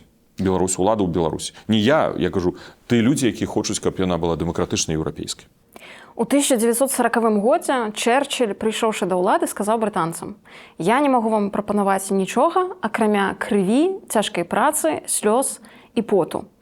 І вось мне здаецца, што адна з самых вялікіх памылак апазіцыі, і ваша таксама, што апазіцыя баіцца сказаць беларусам цяжкую праўду, што насамрэч вам таксама няма чаго прапанаваць, акрамя цяжкай працы, слёз і поту. Бо калі гэта не прагаворваецца, то людзі трапляюць у такі цыкл фрустрацыі і неапраўданых спадзяванняў. Ну, я думаю, што я стараюся, і наша каманда, Народнае антыкрызіснае ўпраўленне, да і ў цэлым кабінет стараюцца прыкладам сваім паказваць. Бо калі няма выходных, калі мы працуем, вядзем барацьбу кожнага дня, мы паказваем, што мы не здаемся. Самы лёгкі спосаб пайсці ў палітолагі. І сёння размаўляць з вамі як палітолаг, ацэньваць варыянты, падыходы, а іншае гэта працаваць кожнага дня. Без адказнасці. Да, без адказнасці. Бо ты тады адказнасць, ты даў ацэнку, ну, ты так меркуеш, гэта не адбылося, ну окей, заўтра ты іншую ацэнку даў, разумееце. А тут кожнага дня праца, да, і вынік дасягнуць вельмі цяжка, бо патрабаванні вельмі і чаканні вялікія ў грамадства. А з іншага боку, давайце рэальна паглядзім, ці сённяшні кабінет, ён сядзіць на беларускай зямлі? Не. Ці мае ён апарат? Не мае. Ці мае ён там сувязь, я не ведаю, інструменты ўплыву, апарат нават сілы, да, які мог выкарыстаць? Не мае. Ён вядзе барацьбу за уласнае прызнанне, дзеля таго, каб праз гэта уласнае прызнанне выкарыстоўваць інструменты нашых партнёраў, дзеля таго, каб яны уплывалі на, у тым ліку, на сітуацыю ўнутры Беларусі. Але галоўны выклік, які стаіць перад намі, гэта беларускае грамадства, якое на сённяшні дзень не гатовае да барацьбы, а з іншага боку мы і не хочам стымуляваць сёння беларусаў ісці ў адкрытую барацьбу, бо гэта самагубства, гэта кінуць людзей проста ў турмы, кінуць іх пад стрэльбы, бо іх пачнуць забіваць. Таму галоўным сёння з'яўляецца гэта захаванне палітызацыі грамадства, палітызацыі у інтарэсах будучых дэмакратычных зменаў, каб яны верылі ў гэта, захоўвалі гэтую веру, і нават сама вера гэта ўжо з'яўляецца элементам барацьбы. Да, гэта будзе доўга, да, гэта будзе цяжка, але я аптыміст, гэта адбудзецца раней, той момант, калі мы нават не чакаем. І гэта адбудзецца, напэўна, адбудзецца.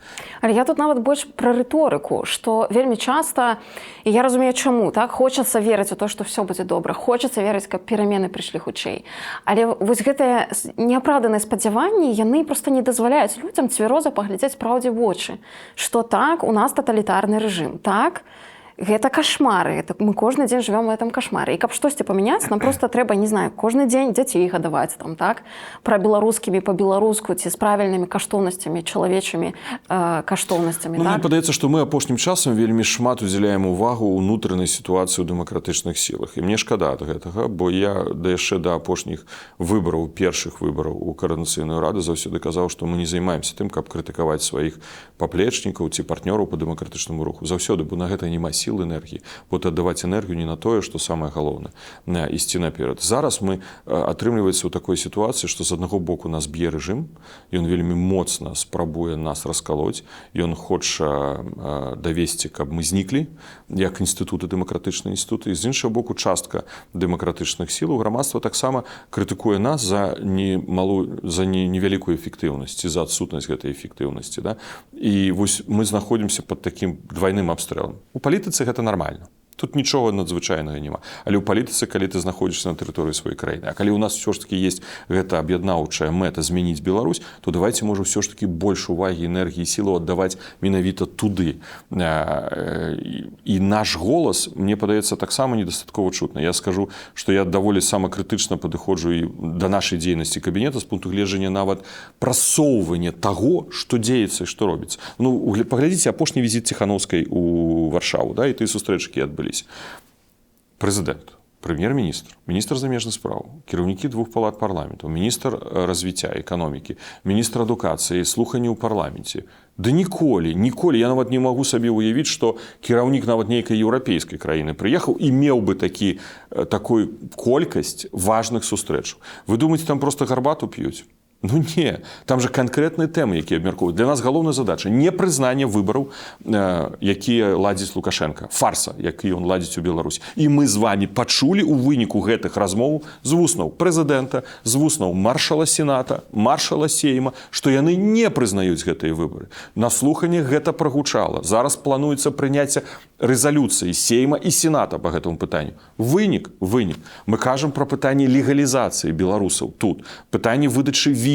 Да, з іншага боку, вось мы па візам вельмі часта кажам. Я працаваў консулам, я працаваў амбасадарам. Я ведаю, што праблема візы заўсёды існавала. Яна не з'явілася знянацку, яна не з'явілася сёння. І все кажам, ой, як дрэнна, цяжка атрымаць візу. А раней было лёгка атрымаць. Таксама па-рознаму было, правда? Быў той перыяд лібералізацыі, калі Еўрапейскі Саюз падпісаў пагадненне з урадам Лукашэнкі, што будзе спрошчаныя працэдуры выдачы віз, і яны будуць выдавацца на больш гадоў. Але хто гэта змяніў? Дэмакратычныя сілы Беларусі? І зараз абвінавачваць у гэтым дэмакратычныя сілы Беларусі, што мы вінаваты ў гэтым, дэмакратычныя інстытуты, кабінет? Не.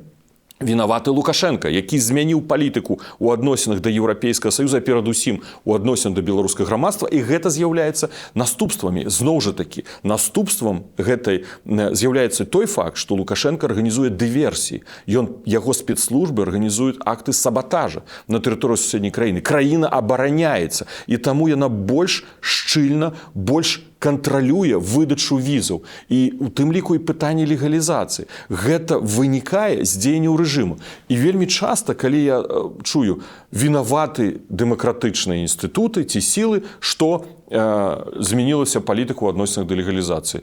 Не, вінаваты Лукашенко.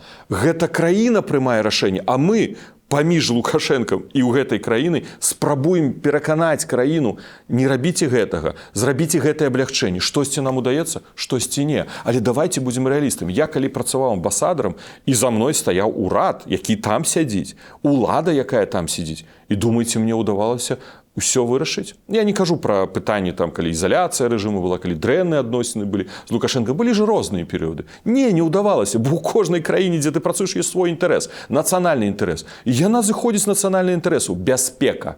І мы ўсюды чуем гэтае слово. Нам на ўсіх сустрэчах кажуць пытанне нацыянальнай бяспекі. Вось мы чулі заяву міністра ўнутраных спраў Сіманяка, які наведаў усходнюю мяжу. Ён сказаў, мы не адкрыем пагранічныя пераходы. Чаму? Таму што Лукашенко не змяняе сваю палітыку. Зменіць палітыку, не будзе актаў агрэсіі мігрантаў нелегальных. Вызваліць пачобута. Тады так, сітуацыя з абменам рускіх шпіёнаў на амерыканскіх палітзняволеных, тое, што было. Да? Чаму мы не дабіліся, што кагосьці не вызвалі? Ну, давайте будзем рэалістамі. Я просто вельмі адкажу на гэта пытанне вельмі проста. Давайте запытаемся ў ўрада Польшы. Чаму ўрад Польшы, які трымаў у сваіх руках Паўла Рубцова, палкоўніка ГРУ, Міністэрства абароны Расійскай Федэрацыі. Ён быў затрыманы ў Польшы. Дарэчы, прыходзіў да мяне двойчы, вось так вот размаўлялі, я думаю, што гэта журналіст. Ён быў затрыманы ў 2022 годзе. І Польша вельмі хоча вызваліць Анджэя Пачобута. Таксама і мы хочам, каб яго вызвалі. Вызваліць яшчэ шэраг польскіх грамадзянаў. Там жа не толькі Анджэй Пачобут сядзіць. І што вы думаеце, Польша не спрабавала? Прэзідэнт, прэм'ер, міністр замежных спраў, яны маюць армію, войску, сілу, апарат, выведку. Яны ўсё гэта рабілі, і ім не атрымалася. У нас павінна было атрымацца. Так, мы хацелі бы гэта, але пытанне гэта ўвогуле ў гэтым кантэксце не разглядалася. Гэта было абмен між рускімі і амерыканцамі. Яны не ўпускалі ў гэты абмен ніводную трэцюю краіну. Яны ўсіх сваіх саюзнікаў фактычна прымусілі, папрасілі, пралабавалі, каб яны не ўстаўлялі свае пытанні, бо ім галоўнае было зрабіць гэты абмен. Ці мы на гэтай прыкладзе павінны чамусьці навучыцца? Так, згодны. Навучыцца, але абвінавачваць нас у гэтым, што гэта не атрымалася. Ну, гэта палітыканства. Як я кажу пра санкцыі, слухайце, калі шанаваны, вядомы палітык, Аксакал, выходзіць і кажа, я за тое, каб Украіна перамагла. Я таксама за тое, каб Украіна перамагла. Мы дапамагаем Украіне, перадаем у нас камандзе, і дроны куплялі, і машыны перадавалі. Колькі дыаспара зрабіла. Усе дапамагаем Украіне. Нема ніводнай размовы, на якіх я прысутнічаю з Ціхановскай, ці я веду гэтай перамовы, каб мы не ўзгадвалі Украіну. Мы заўсёды кажам прыярытэтнасць падтрымка Украіны. Мы за тое, каб Украіна перамагла. І Аксакал выходзіць і кажа, я за тое, каб Украіна перамагла, трэба ёй дапамагаць. Але давайте здымем санкцыі з Лукашэнкі. Соры, ну гэта палітыканства. Бо калі мы за тое, каб Украіна перамагла, а адначасова прапануем зняць санкцыі эканамічныя з Лукашэнкі, то тады мы адкрываем проста канал паставак усіх тавараў у Расійскую Федэрацыю. А гэтыя тавары выкарыстоўвае Расія, каб забіваць украінцаў. Ну гэта же палітыканства. Людзі, ну гэта так проста тлумачыцца. Таму ціснуць трэба, і ціснуць, бо і таксама і трэба дапамагаць Украіне, калі мы паставілі гэтую стратэгічную мэту. На жаль, у Захада не так шмат інструментаў, і якія мы рыхтуем, бо таксама кажу, ці ўплываем мы на гэта? Уплываем. Я адказваю, уплываем. 24 суддзі, апошні санкцыйны спісак. Гэта мы ўнеслі. Хтосьці скажа, ну па якую халеру ўносіць гэтых суддзяў ці дырэктароў турмаў? Яны ж все роўна не паедуць. Окей. Так давайте, можа, ім кветкі дашлем. Можа, не ведаю, запрашэнне з турыстычнай паездкай у Малагу. Быў амбасадарам, у Малазе бываў. Супергорад. У Аліканта, кажуць, рай на зямле. Давайте дырэктару СІЗО Новополацкага вышлем запрашэнне наведаць Аліканты. Ну, сур'ёзна? Да, ён не збіраецца ехаць у Іспанію. Але мы рэагуем на гэта. Мы бярем, апрацоўваем юрыдычна базу усіх тых злачынстваў, якія ён здзейсніў. Падаем гэта юрыстам Еўрапейскага Саюза ці Злучаных Штатаў Амерыкі, а яны зараз так лёгка санкцыі не ўводзяць. Яны ўсё вельмі дакладна аналізуюць. Ёсць падставы ці не? І яны, аналізуючы, прымаюць гэта рашэнне. Гэта першы крок да крымінальнай адказнасці. І вось мы павінны гэтай месаджы сістэме даваць. Іх замала. 287 персанальных санкцый – гэта вельмі мала. Але, напрыклад, вось я ўзгадваю, з Польшы нам удалося 365 чалавек у адзін санкцыйны спісак унесці. За адзін раз 365. Гэта ўсё месаджы і сігнал. Іх мала. Іх трэба больш трэба ціснуць. І эканамічна ціснуць. Бо Лукашенко ўжо адчувае, чаму ён пачынае вызваляць людзей. Не таму, што ён прачнуўся такі добренькі дзедушка. Дзедушка, раніцай дай-ка я гуманіста пагуляю. Не, ён хоча даваць гэты месадж. Ён дае гэты месадж. Але не трэба, як адна заходняя амбасада, рэагаваць на здымак, як селфі, як напісаў Рэформ, беларускі Рэформ, селфі на пытках, да? На фоне пытак. Селфі на фоне пытак. Катанаванне. Да, так вось, таксама я кажу, гэта як чалавеческі зверінец, што ли? Вы што, нам показали фотографии людей, которые в клетке? И мы посмотрели и сказали, ой, какой хороший Лукашенко. Спасибо тебе, Александр Григорьевич. Ты же нам их показал. Слава Богу, что они живы.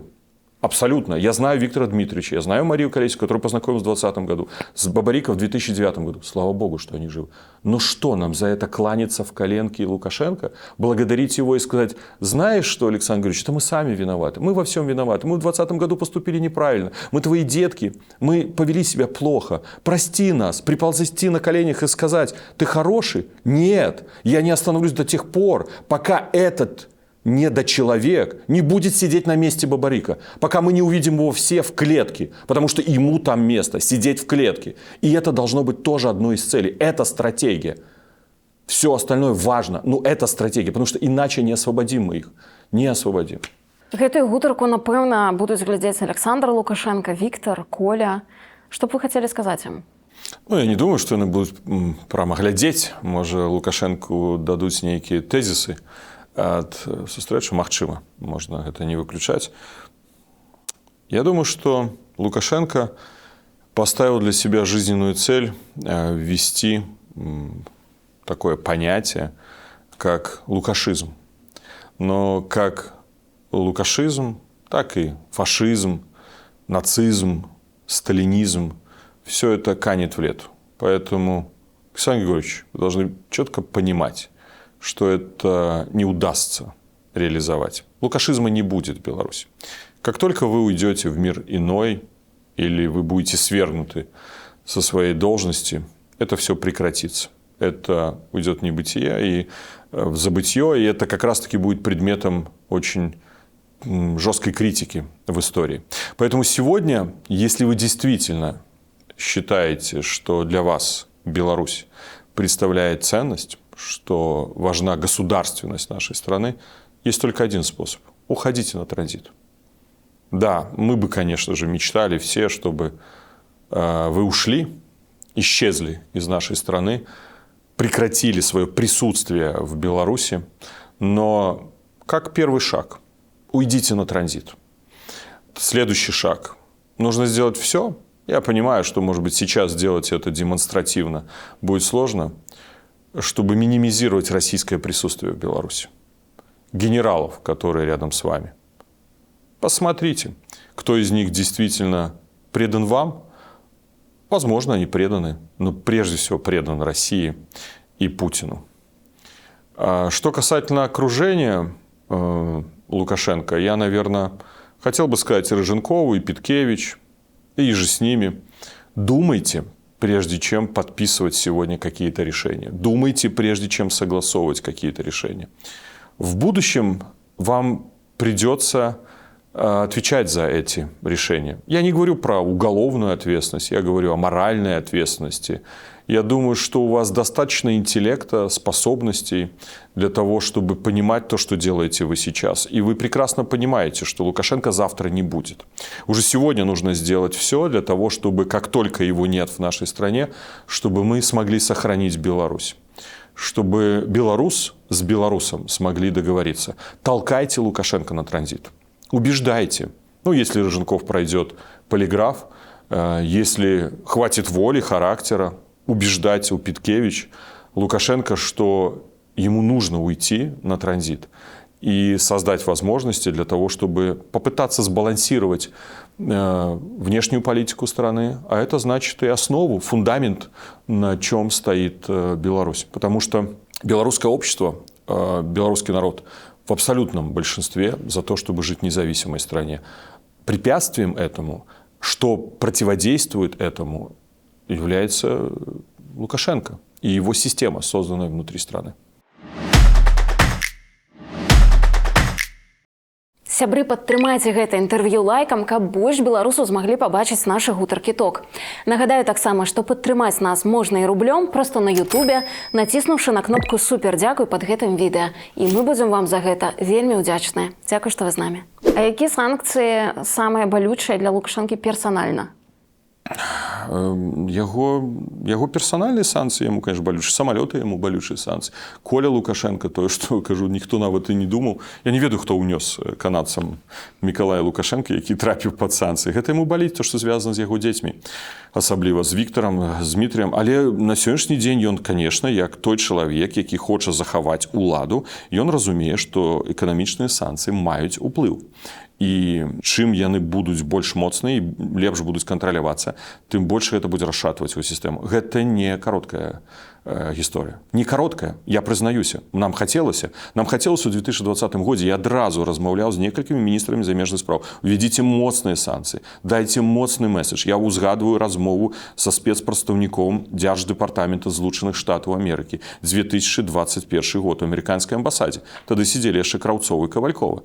І ў нас былі розныя пункты гледжання. Яны адстойвалі адзін, я іншы. Я сказаў, увядзіце максімальна магутны санкцыйны пакет. Едьце да Макея і кладзіце Макею на стол праект новага пакета, які проста саб'е з ног эканоміку Лукашэнкі. І вось на гэта ён адрэагуе. Зрабілі гэта амерыканцы? Не зрабілі. Зрабілі гэта еўрапейцы? Не. А з іншага боку, у нас заўсёды ў дэмакратычных сілах, я без прозвішчаў там, каго я ўзгадаў, не абражаюць, заўсёды была іншая плынь, якая казала, не трэба, не ўводзьце санкцыі, не цісніце на яго, не трэба. І мы заўсёды вялі змагання, зноў жа такі, пераканаць еўрапейцаў, амерыканцаў, увядзіце моцныя санкцыі, максімальна моцныя, і плынь унутры дэмакратычных сіл, не рабіце гэтага. Захад глядзіць, і захад балансуе. Праўда ж? Ён заўсёды будзе балансаваць.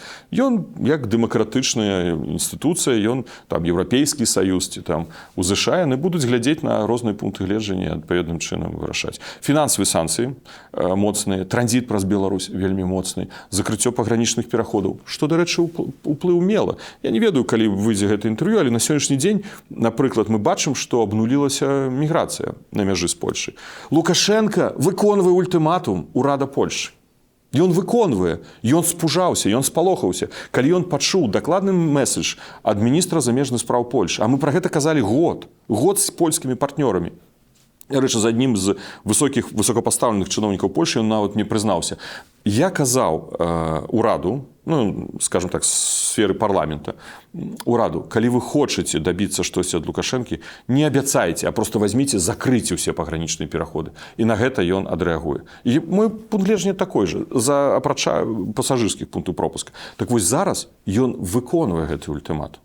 Ён абнуліў фактычна міграцыю значна менш, бо ў гэта ўмешаўся Кітай, Кітай даў сігнал, Польша дала моцны сігнал. Пад ціскам ён будзе рэагаваць. Ён толькі разумее язык сілы. Але ў гэты момант трэба заходзіць і праводзіць размовы.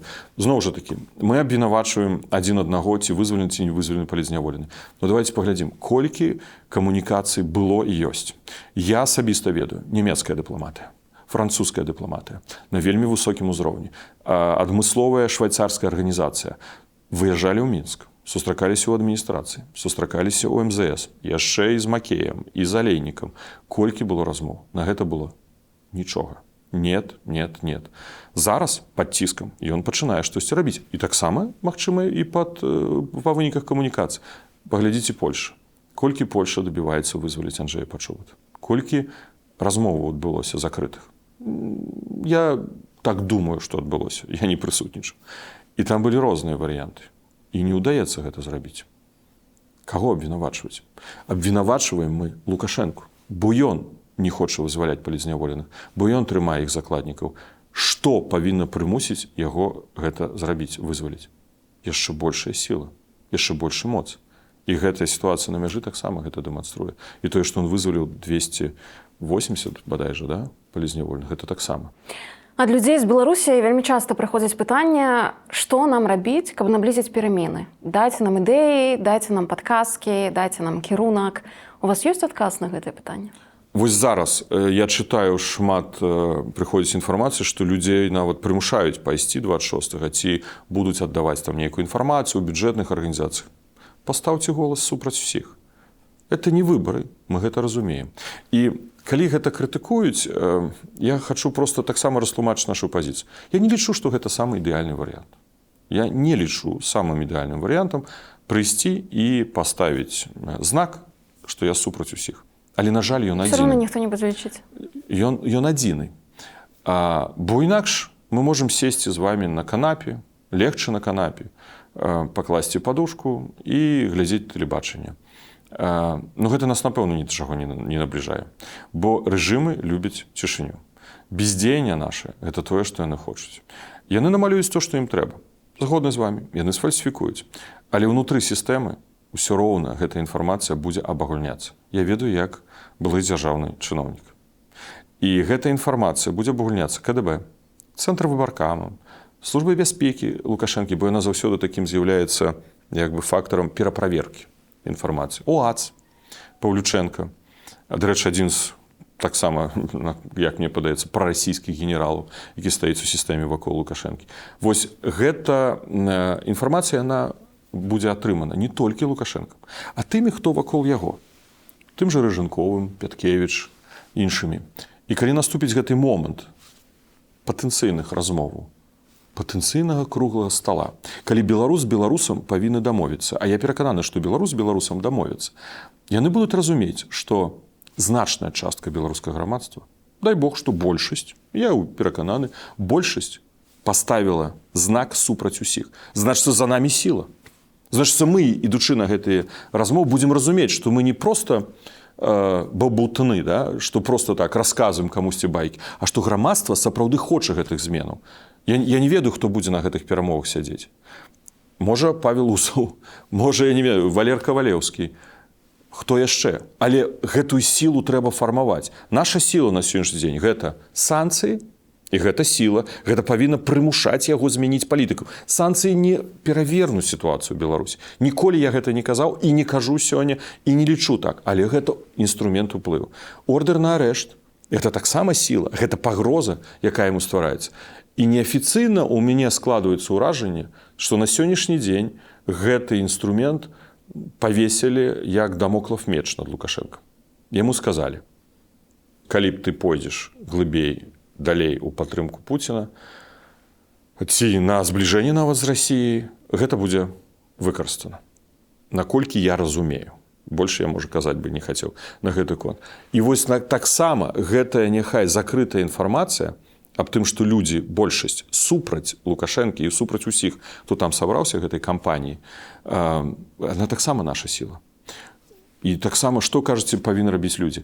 Самавыхаванне, кніжкі, падручнікі, размаўляць з дзецьмі. Я памятаю, як мой бацька са мной размаўляў, як ён мне распавядаў пра Вялікае княства Літоўскае, як ён мне расказваў пра БНР. Я памятаю, калі я прыходзіў да хаты, то заўсёды вісеў герб пагоня. Ён зрабіў яго сам, а пазней на люстэркі была такая наклейка. Вось я разумею, што, можа, у хаце зараз гэта не павесіш, бо хтосьці можа нейкі чалавек прыйсці і пазней закласці, але з дзецьмі трэба працаваць. Гэта таксама важна. Вось гэта нашае змаганне. Інфармацыя і праца, самаадукацыя. Сотні тысяч беларусаў былі вымушаныя выехаць з Беларусі, і зараз на іх месца прыязджаюць расейцы, якія пускаюць карані ўжо у Менску, у іншых гарадах. Як гэта зменіць Беларусь, як вы думаеце? Я думаю, што адна з элементаў стратэгіі, якая будзе рэалізавацца пасля так званых безвыбараў, Лукашенко будзе спрабаваць вярнуць Беларусу. Ён разумее гэтую пагрозу. Тое, што прыязджаюць і расейцы, тое, што прыязджаюць і прадстаўнікі там трэціх краін, ён вымушаны запрашаць супрацоўнікаў, і як нам расказваюць, і у гарадах Беларусі гэта ўжо бачна невооружёным взглядам, як кажуць, да? Таму гэта выклік, гэта сапраўды праблема, таму зацягванне гісторыі з Лукашэнкам, гэта працуе ўсё супраць нас, супраць нашай дзяржавы. Але тут згодны з Зіновым Станіславовичам, што беларусы заўсёды даказвалі, што яны ў стане адрадзіцца, аднавіцца і быць далей беларусамі і беларускім народам. І значыцца, я таксама ў гэта веру, што ў нас ёсць гэтая моц, унутраная моц беларускага характара, некая выключная. А што варта рабіць тым тысячам дзяржслужачых, хто вымушана знаходзіцца на гэтых пасадах? Што ім рабіць? Не рабіць злачынстваў. Гэта самае галоўнае. Мы не ў стане будзем памяняць 100 тысяч дзяржаўных службоўцаў у Беларусі. І такой мэты нават не стаіць. Ніхто не ставіць такой мэты. І месседж абсалютна ясны і дакладны. Вы будзеце патрэбны дзяржаве. Ну, зразумела, хто здзейсніў злачынства, той будзе адказваць у адпаведнасці з законам. Але гэта ж не значыць так, як вы зараз караеце людзей. На 25 гадоў турмы, на 20-15 гэты нейкі незразумелыя тэрміны зняволення. Ніхто не будзе вас катаваць, ніхто не будзе вас збіваць падчас затрымання фэйсам у падлогу ці ў землю, тварам у землю. І ніхто гэтага рабіць з вамі не будзе. Але адказваць прыйдзецца. Ну, это могуць быць, я ж не суддзя, я не прокурор. Гэта будзе вырашаць суд. Але такой мэты не будзе стаяць, каб усіх там, як кажа Лукашенко, павесіць на слупах. 5 гадоў таму людзі спадзяваліся дабіцца дэмакратызацыі аўтарытарнага рэжыму. Але ў выніку ён стаў таталітарным. Дык ці не былі пратэсты 20-го памылкай?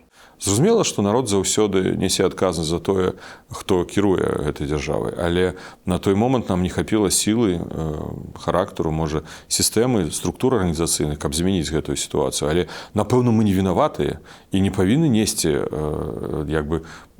пакаранне ці адказнасць за тое, што нам не ўдалося гэта зрабіць. Мне падаецца, што тых, хто сапраўды з'яўляецца сапраўднымі людзьмі, які змагаюцца і хочуць змагацца, і змагаюцца ўжо на працягу дзесяцігоддзяў. Гэта ж трэба аддаць пашану ўсім тым, хто змагаецца на працягу дзесяцігоддзяў з гэтым рэжымам, хто страціў сваё жыццё, хто быў забіты, хто знік. Гэта яшчэ раз падкрэслівае існаванне ў беларусаў гэтай волі да зменаў. Яна ніколі же не спынілася, правда? Яна ў 2020 годзе так стала найбольш яскравай, найбольш відавочнай, найбольш магутнай. І гэтая сіла, яна не зменшылася. Яе загналі ў нейкі сасуд, у нейкае, можа, не цела, можа, у нейкую пружыну, але як гэтую пружыну, як заўсёды ціснуць, яна ж пазней адскочыць, і гэтая пружына адскочыць. Прыклады ў гісторыі шмат. Ну, давайте паглядзім, з кім сябраваў Лукашенка і чым скончылі яго сябры ўсе. Саддам Хусейн, Мілошевіч, Асад недаўна, да? Кадафі, пазней Хаміні, прэзідэнт Ірана. З кім ён не сябраваў, усе яны скончвалі дрэнна. Да, не ва ўсіх краінах, можа, адбыліся дэмакратычныя змены, але ўчасткі яны адбыліся. І ў нас адбудуцца. І Лукашенко таксама скончыць. І гэты час вельмі блізкі. Толькі нельга спыняцца. Мне недавно была размова з адным амбасадарам, ён быў былы генерал НАТО. І ён мне сказаў, ён запрасіў на сустрэчу перад калядамі і сказаў мне шчыра: я хочу сказаць, вы малайцы, што не здаецеся. Я ўзгадываю сітуацыю, калі мы вялі барацьбу за свабоду сваёй дзяржавы, і нам падалося ўжо ў той момант, што ўсё нерэальна, немагчыма. І нават амерыканцы не падтрымалі нас у апошні момант. Нават кажа, што паступілі супраць нашым нацыянальным інтарэсам. І мы лічылі, што ўсё страчана, нам не ўдасца трымаць незалежнасць краіны. Але мы змаглі. І гэта адбылося так хутка, на нашых вачах. Галоўнае, не здавайцесь. Галоўнае, што вы маеце інстытуты. Хто бы сёння не крытыкаваў кабінет, прэзідэнта-элект, Коордынацыйную раду, але гэта інстытуцыялізацыя. Гэта беспрэцэдэнтная ў гісторыі дэмакратычнага руху Беларусі. Гэта беспрэцэдэнтна ў гісторыі сучаснай Еўропы. Калі дэмакратычныя сілы грамадства змагло сфарміраваць інстытуты. І гэта інстытуцыялізацыя, гэта альтэрнатыва рэжыму. Гэта тое, што яго вельмі хвалюе, з чым ён змагаецца і будзе працягваць змагацца, пакуль не знішчыць альбо не знішчым мы яго, пакуль мы не зменім, не даб'емся зменаў у нашай краіне. Это вельмі важна захоўваць, гэта альтэрнатыва. Ні адна ўлада, нават тая ўлада, якая незаконна трымае сёння кантроль над Беларусю, не хоча мець альтэрнатывы. Мы з'яўляемся гэтай альтэрнатывай. Альтэрнатыва не толькі ў нашых інстытутах. Альтэрнатыва гэта ў шматлікіх ініцыятывах. Ну, паглядзіце. Рабочы рух, кіберпартызаны, Белпол, честныя людзі. Паглядзіце, колькі ў нас палітолагаў тых ж, аналітыкаў, якія даюць інфармацыю, расказваюць, распавядаюць людзі. Незалежныя СМІ, якія, на жаль, не працуюць у Беларусі, але гэта ж цэлая сістэма. Гэта таксама моц. Гэта таксама народныя амбасады за мяжой, прадстаўніцтвы кабінета за мяжой. Гэта ўжо такая протадзяржава выбудаваная. І ёсць апазіцыя, якая з усім тым, што я зараз вам сказаў, не будзе згодная. Скажа, гэта дрэнна, гэта неправільна, гэта неэфектыўна, не дала ніякага плёну і не дасць ніколі ніякага плёну. Але гэта ёсць. І гэта падтрымліваецца большасць тых, хто хоча, каб змены адбыліся на лепшае ў Беларусі. Гэта ўсё вельмі пазітыўныя прыклады. Я ведаеце, пра што хачу з вамі пагаварыць. Вось зараз, тая Беларусь, якая у межах Беларусі, беларусы ўнутры Беларусі, яны апынаюцца па той бок жалезнай заслоны разам з Расіяй. Вось што трэба, каб адбылося, што трэба зрабіць, каб гэтая сітуацыя памянялася? Каб ўсё ж такі гэтая жалезная заслона была на мяжы з Расіяй, так, каб Беларусь была разам з еўрапейцамі. Гэта стратэгічная мэта. І сёння дасягнуць яе мала рэальна, дзень на дзень. Калі гэта стратэгічная мэта, значыць, трэба працаваць доўга, гэта складана. каб гэта адбылося. Першае, і што мы кажам нашым партнёрам, не замыкаць Беларусь, не ствараць Беларусь як бы Паўночную Карэю 2.0 толькі ў цэнтры Еўропы. Гэта мабільнасць і камунікацыя.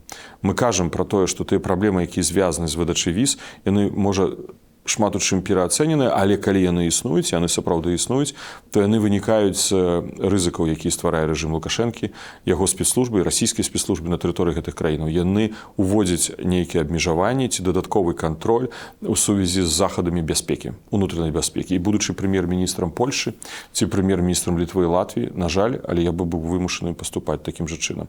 Калі бы на тэрыторыю Беларусі ўкідывалі б, напрыклад, з тэрыторыі Польшы, Літвы і Латвіі тысячы, у мінулым годзе 30 тысяч нелегальных мігрантаў спрабавалі бы ўкінуць на тэрыторыю Беларусі. Я як прэм'ер бы рабіў бы тое самае. Я бы замыкаў пагранічныя пераходы, я бы выстаўляў ультыматумы. Калі бы на тэрыторыі Беларусі, не дай Божа, хтосьці планаваў бы тэрарыстычныя акты, рабіў іх, і на жаль, некаторыя з іх былі здзейснены. Мы з вами чытаем у прэсе, колькі затрымліваюць там агентаў, спецслужбаў, які займаліся шпіянажам, а мы ведаем, калі была нават спроба падпалення супермаркета, напрыклад, у Вроцлаве, і гэта не ўдалося у канцы зрабіць, і дзякуй Богу, што не было ахвяраў.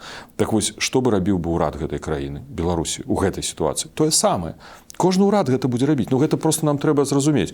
Гэта не азначае, што дэмакратычным інстытутам не трэба тлумачыць нашым партнёрам, што гэта не беларусы, што гэта робяць спецслужбы, што гэта інтарэс рэжыму Лукашэнкі, каб пасварыць нас, каб стварыць гэтае напружанне, крытычнасць, каб нас адсюль выкідывалі, каб нам тут яшчэ горш жылося, і каб мы расцякліся па ўсяму свету. Гэта наша задача, і мы гэтым кожнага дня займаемся. Сіла прабіцця, яна адносная, яна розная. Хтосьці, можа, мае алгарытм, ідэю больш крэатыўную, як гэта зрабіць лепш, ну няхай падзеліцца. Мы абсалютна адкрыты да гэтага.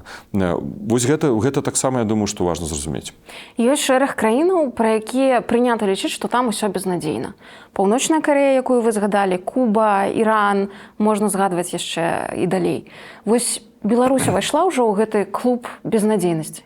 Я думаю, што ў поглядах некаторых еўрапейскіх палітыкаў так. Я сустракаюся з такім меркаваннем, што ўсе кажуць, ну, пакуль Лукашенко не зыдзе, не памрэ, прама так кажуць, то нічога не зменіцца ў Беларусі.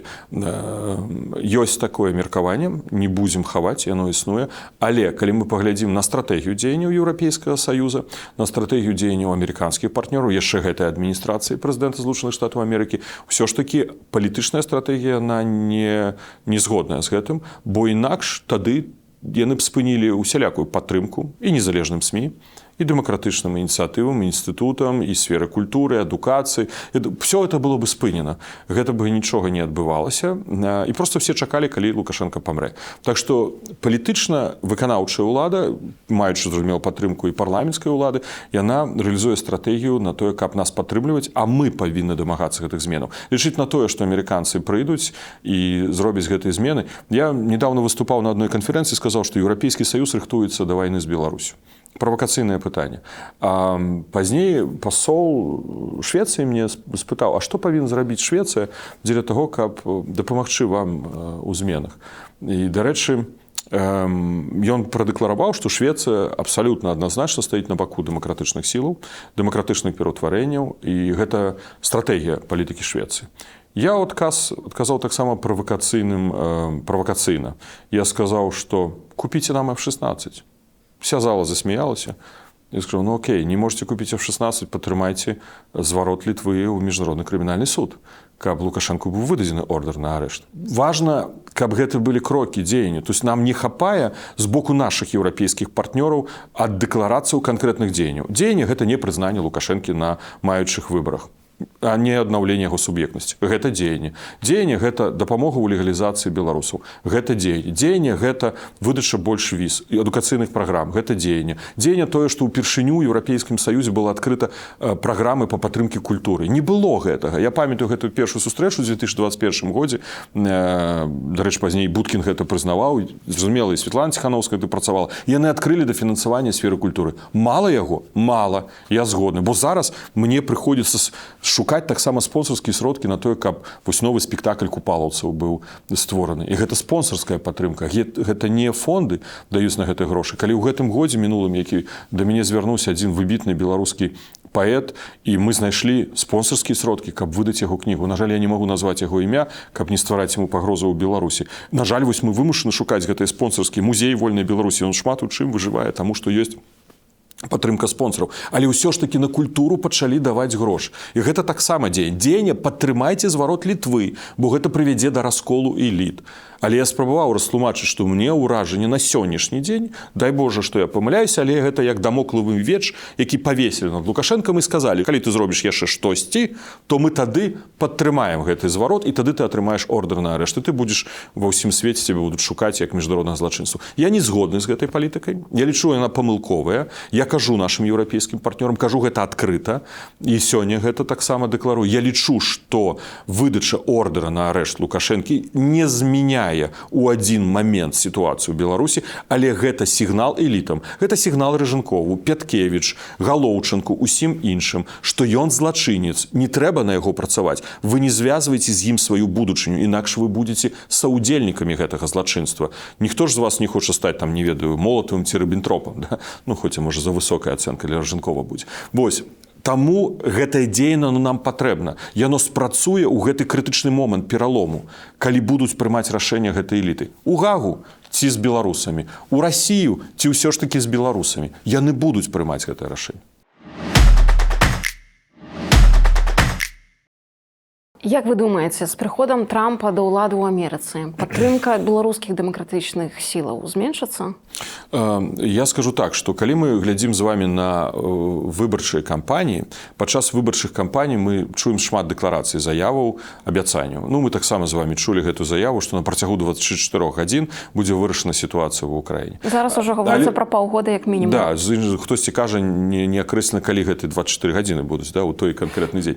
Но пытанне ў тым, што я з разуменнем стаўлюся, бо калі палітычная барацьба ідзе, да, і палітыкі абяцаюць. Яны абяцаюць, яны даюць дэкларацыі, заявы пазней. Калі палітык ужо атрымлівае гэтую пасаду, ён атрымлівае інфармацыю. Інфармацыю спецслужбаў, ён атрымлівае доказы, ён аналітыку атрымлівае, урадавую аналітыку, на падставе якой кожны кіраўнік дзяржавы прымае тое ці іншае рашэнне. Сёння, калі ты кандыдат, калі ты яшчэ не ўступіў у пасаду, ты можаш не мець доступу да ўсёй той інфармацыі, якая ў канцы канцоў паўплывае на тваё рашэнне, апошняе рашэнне. Таму дэкларацыі падчас выбараў гэта адно, уступленне ў пасаду гэта іншае. І давайце паглядзім, што адбудзецца, калі Трамп ужо будзе інаўгураваны, якія дзеянні ён будзе ажыццяўляць. На сённяшні дзень шмат спекуляцый, шмат ацэнак. На маё гледжанне, як дыпламата, здзяйсняецца памылка, вельмі вялікая памылка ў адносінах да Ўкраіны. Калі мы кажам пра умоўныя перамовы, каб выйсці на перамовы і дасягнуць перавагі ў гэтых перамовах на мой бок, трэба ўзмацняць гэты бок. На сённяшні дзень Захад недастаткова ўзмацняе перамоўную пазіцыю Украіны. Украіна павінна атрымліваць больш зброі. Апошнім часам адміністрацыя Байдена гэта рабіла. Павінна атрымліваць больш фінансавых рэсурсаў, павінна атрымліваць права нанясення удараў па тэрыторыі Расійскай Федэрацыі па ваенных аб'ектах, дальнабойнай зброі.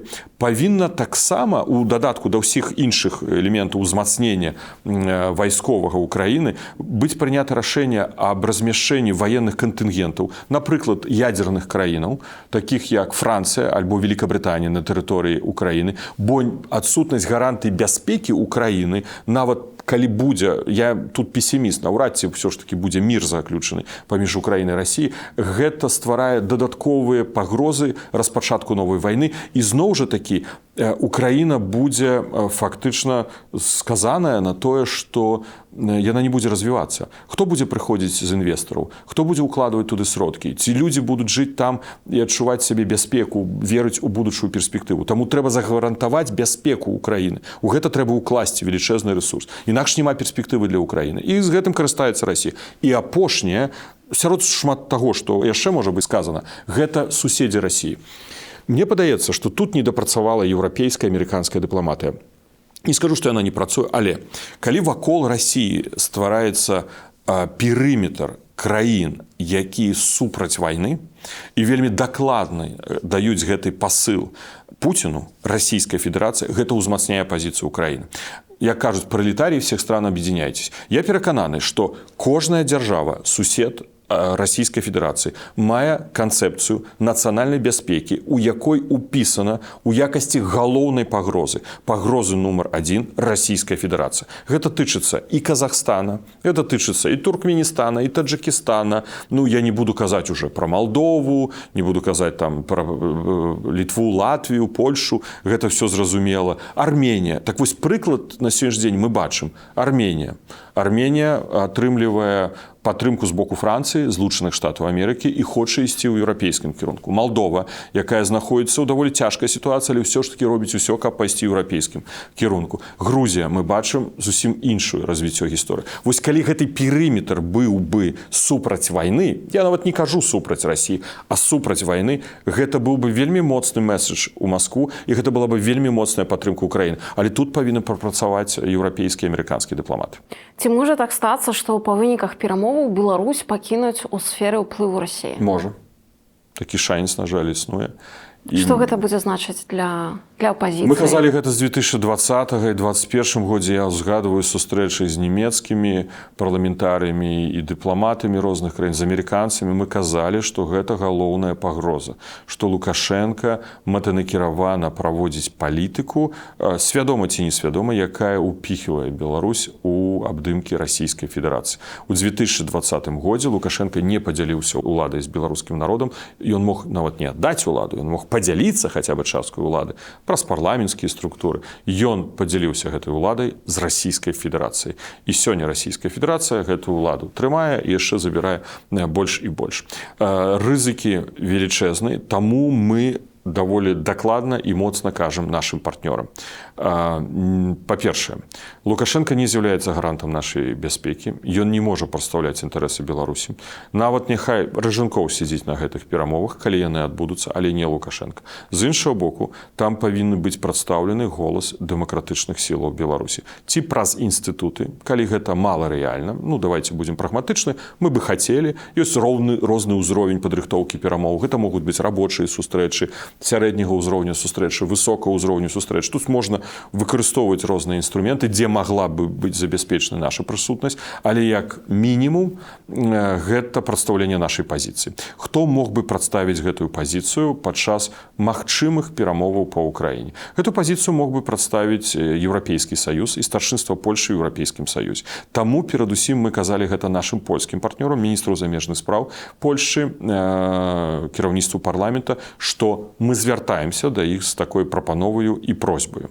Пытанне ў тым, што на сённяшні дзень нават Еўрапейскі саюз не ўпэўнены, што ён будзе за сталом гэтых перамоваў. Сёння выглядае сітуацыя вонкава, што гэтыя перамовы будуць адбывацца паміж Расіяй і ЗША. І тут увогуле першае пытанне, як можа вырашаць лёс Украіны без удзелу Украіны, раз. Як можна вырашаць лёс Украіны нават з удзелам Украіны, але без Еўрапейскага саюза, які мяжуе з Украіны, які з'яўляецца галоўным стратэгічным партнёрам для Украіны. І тут апошнія, праўда, выказванні Калас, еўракамісар па пытаннях знешняй палітыкі і бяспекі Еўрапейскага саюзу, ўсё ж такі кажуць, што у амерыканцаў больш прыходзіць разуменне таго, што Еўрапейскі саюз павінен удзельнічаць у гэтых перамовах. Так што мне адзін заходні дыпламат некалькі тыдняў таму назад сказаў на мой тэзіс, што нам важна пачаць кансультацыі з вамі, каб вы зразумелі, а што мы чакаем ад гэтых перамоваў і як будзе прадстаўлена пазіцыя дэмакратычных сілаў большасці беларускага грамадства, дэмакратычна арыентаванага грамадства. Мне так у сэрцах сказала, все бы хацелі быць на гэтых перамовах. Нават мы на сённяшні дзень не маем такіх гарантый. Вось, і яна пацвердзіла, што можа скласціся такая сітуацыя, што Беларусь будзе па-за гэтымі перамовамі. Адсутнасць тэмы Беларусі ў гэтых перамовах таксама стварае нам рызыкі, бо тады дэ-факта па замаўчанні фактычна тэма Беларусі застаецца ў сферы ўплыву Расійскай Федэрацыі. Для нас гэта недапушчальна. Таму Лукашенко павінен пайсці на транзіт. Ён павінен, гэта быў бы выхад сітуацыі, ён павінен перадаць частку ўлады нават гэтай элітам, які вакол яго, дзяржаўна арыентаваным. Ён павінен зменшыць уплыў Расійскай Федэрацыі. Гэта немагчыма можа зрабіць у адзін дзень, але гэта трэба рабіць сістэмна. На гэта павінна працаваць КДБ. Гэта іх задача. Чаму яны дапусцілі, што столькі расійскіх агентаў працуе на тэрыторыі Беларусі. Я ўзгадываю калісьці такую сустрэчу у КДБ, была на даволі высокім узроўні, калі нават афіцэры высокага ўзроўня казалі, што Расія для нас з'яўляецца ворагам. Гэта было шмат гадоў таму назад, але гэта існавала. Зразумела, што мы тут не пытаемся разглядаць ролю КДБ ў унутраных рэпрэсіях, тут без дыскусій. Гэта той інстытут, які займаецца падаўленнем дэмакратычнай часткі беларускага грамадства, увогуле беларускага грамадства, але з пункту гледжання захавання дзяржаўнасці, як бы гэта не супярэчыла, бо, канешне, гарантам павінна быць грамадства. Яны могуць іграць гэтую ролю. Вось вяртанне суб'ектнасці беларусам гэта галоўная гарантыя незалежнасці. Вось за гэта мы павінны змагацца. Лукашенко не гарант, бо ён заўтра памрэ, яго заўтра не будзе. Хто будзе адказваць за забеспячэнне нашых нацыянальных інтарэсаў? Беларускі народ. І таму любая сённяшняя палітыка, скіраваная на камунікацыю з Лукашенком, яна памылковая, яна обречена. Яна просто прывядзе да катастрофы, да фіаска. Заўтра Лукашэнкі няма. І адбываецца некантралюемы працэс. Будзе просто, такая, все, хто в лес, хто па дрова пойдуць. Расія будзе ціснуць, унутраныя канфлікты пачнуцца, мы будзем спрабаваць на штосьці ўплываць, беларусы будуць чакаць, што ім рабіць, што дзейнічаць. Будзе некантраляваная сітуацыя. Таму, калі Лукашенко сёння думае пра захаванне Беларусі, але мы памятаем, што ён любіць толькі ўладу, ён мог бы пайсці на транзіт і перадаць гэтую пасаду тым, хто мог бы згарантаваць гэты транзіт больш стабільна, больш устойліва. А гэта стварае ў перспектыве некалькіх гадоў продэмакратычных зменаў, нейкай часткі дэмакратычных зменаў, а можа і ў перспектыве і такіх стратэгічных зменаў. Інакш гэта можа прывесці да катастрофы. Ведаеце, 5 гадоў таму ніхто не мог дапусціць, што ў Еўропе будзе такая вайна. А зараз амаль усе гавораць пра тое, што новая вялікая вайна з Расіяй непазбежная. Пытанне толькі, дзе яна выбухне і калі яна выбухне. І гучаць там 5, 7, 10 гадоў, такі тэрмін. Што гэта значыць для нас, так? Як бы Польшчы і Літве рыхтавацца да новай вайны? Я калісьці меў сустрэчу ў французскім МЗС, і высокапастаўлены супрацоўнік МЗС Францыі мне сказаў, мы недацэнілі ролю Лукашэнкі ў 2020 годзе, і гэта прывяло да падзей 2022 года. Вось, на жаль, я вяртаюся да гэтага выступлення некалькі тыдняў таму назад, дзе правакацыйнае пытанне, калі я казаў, што Еўрапейскі Саюз рыхтуецца ваяваць з Беларусю, і ў маім выступленні я казаў еўрапейскім амбасадарам і палітыкам, што вы сёння павінны працаваць прэвентыўна на тое, каб з Беларусі не было вайны. Беларусь у гэтым кантэксце, і, на жаль, гэта пакуль не чуюць нашы партнёры, іграе ключавую ролю. Каб не дапусціць гэтай вайны, важна, каб Беларусь была прадэмакратычнай краінай. Хтосьці можа нават сказаць нейтральнай. Калісьці з Владзімірам Астапенко у нас была дыскусія яшчэ ў 2020-2021 годзе, ён адстойваў гэты тэзіс, што трэба зрабіць усё, каб Беларусь атрымала гэты нейтральны статус. З аднаго боку ёсць пагроза Расіі, якая хоча кантраляваць, а у Расіі заўсёды раздражненне, калі хтосьці ідзе на захад. Мы бачым прыклад Украіны, чаго гэта прыводзіць. Наш нейтральны статус. Так вось, на сённяшні дзень недаацэнена гэтая роля Беларусі.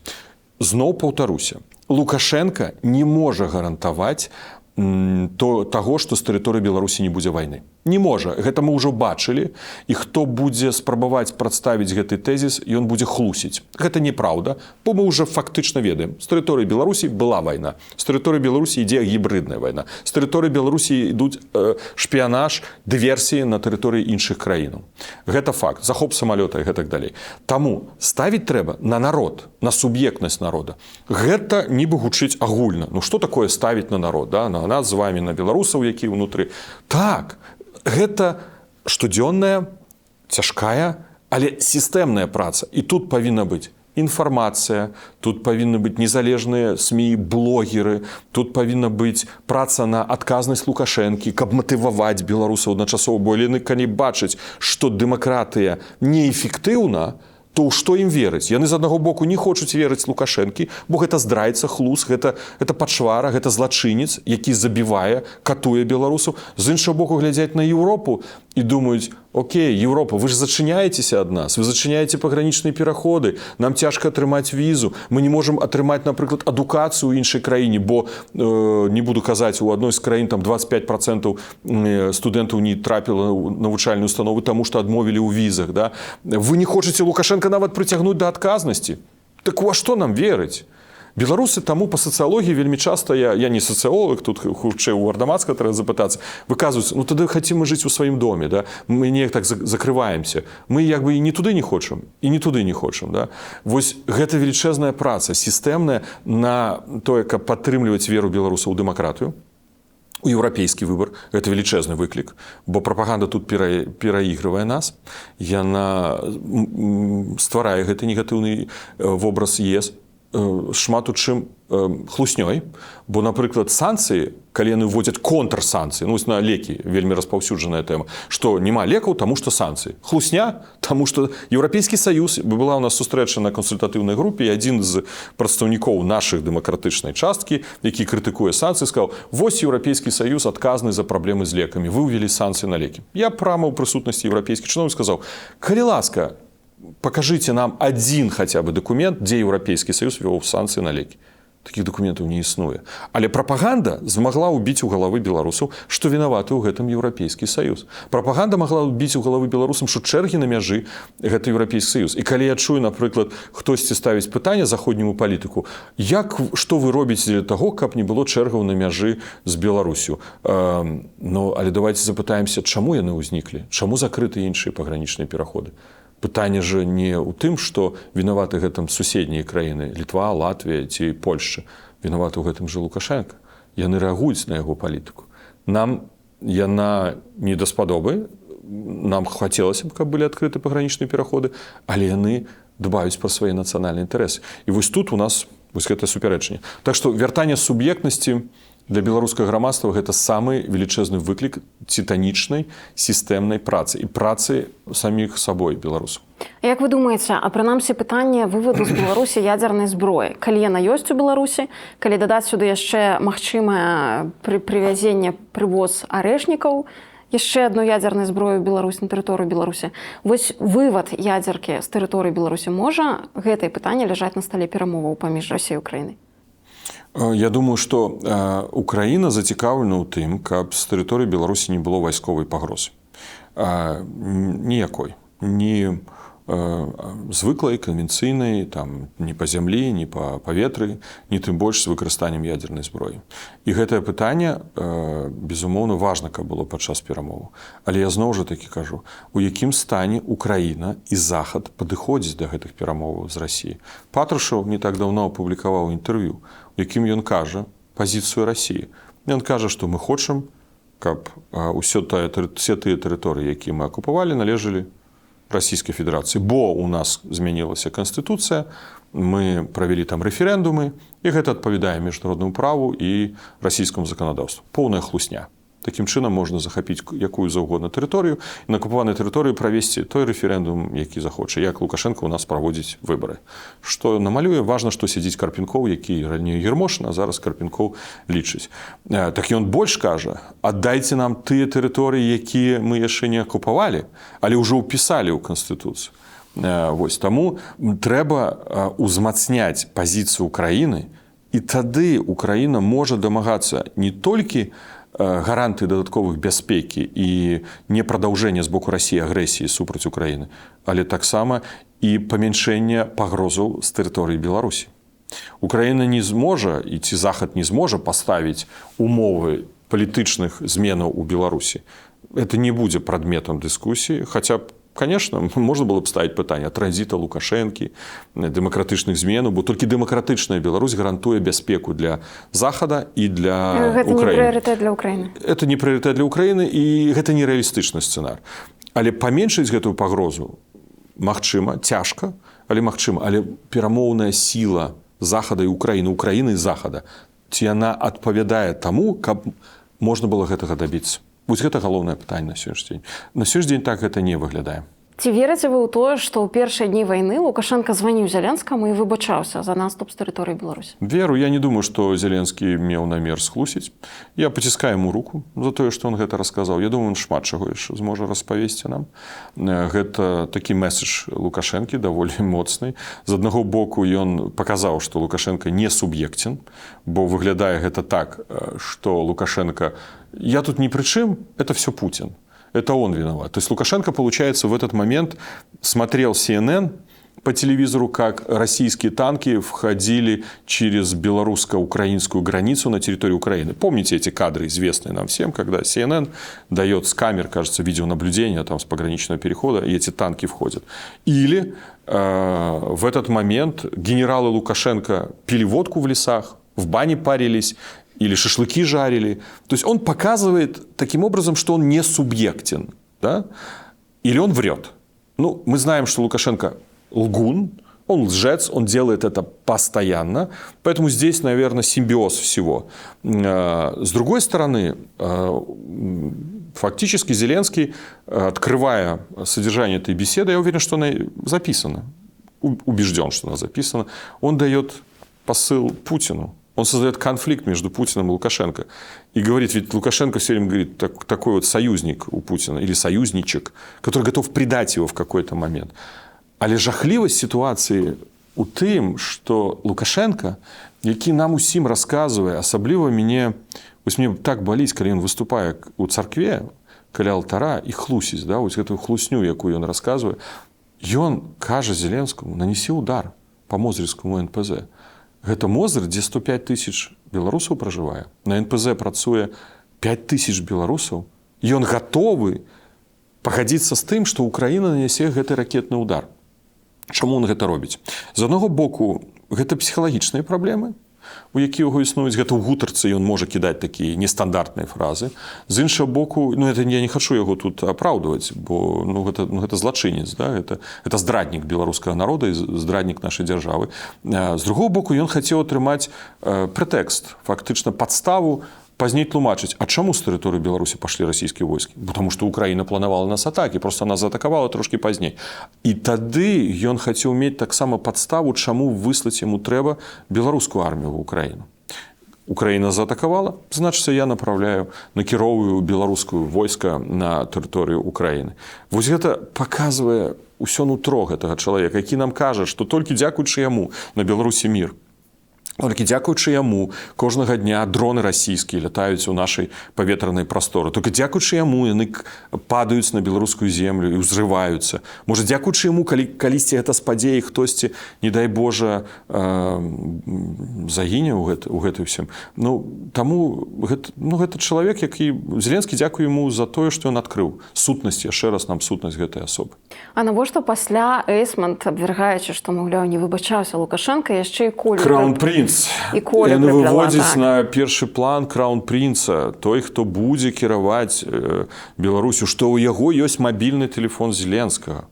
Не ў Лукашэнкі. Вядомы факт, я ведаю яшчэ, калі працаваў і паслом, што у Лукашэнкі няма мабільнага тэлефона. Заўсёды трэба было званіць альбо Піткевіч, альбо Латышонку, які зараз першы памочнік, калі Лукашенко побач. Я памятаю, нават сітуацыя была, я з Сідорскім размаўляў, і ён кажа, пазваніце Макею. Макей якраз быў побач з Лукашэнкам, каб паразмаўляць з Лукашэнкам. Да, то есть у яго няма мабільнага тэлефона. Але гэта стратэгія. А чаму няма? Што ён баіцца, што як ізраільская аперацыя была з выбухам там батарэі чымсьці? Я думаю, што он з пункту гледжання інфармацыйных тэхналогій такі адсталы чалавек. Просто адстала яму гэта не цікава, па што яму насіць там у кармане. Я яшчэ памяці гэтай гісторыі, што тэлефон можа шкоду нейкую там прыносіць, так тым больш, каб на здароўе не ўплывала. Но але гэта гісторыя прадэманстраваць, што Коля рэальна удзельнічае ў палітыцы, у такіх складаных сітуацыях вайна і міру. Ён мае непасрэдную сувязь з кіраўніком дзяржавы, а значыцца, у яго ёсць мабільныя тэлефоны, можа, і іншых кіраўнікоў дзяржавы. Я не ведаю, можа, старшыні КНР ён патэлефануе наступны раз, ён жа вучыць кітайскую мову.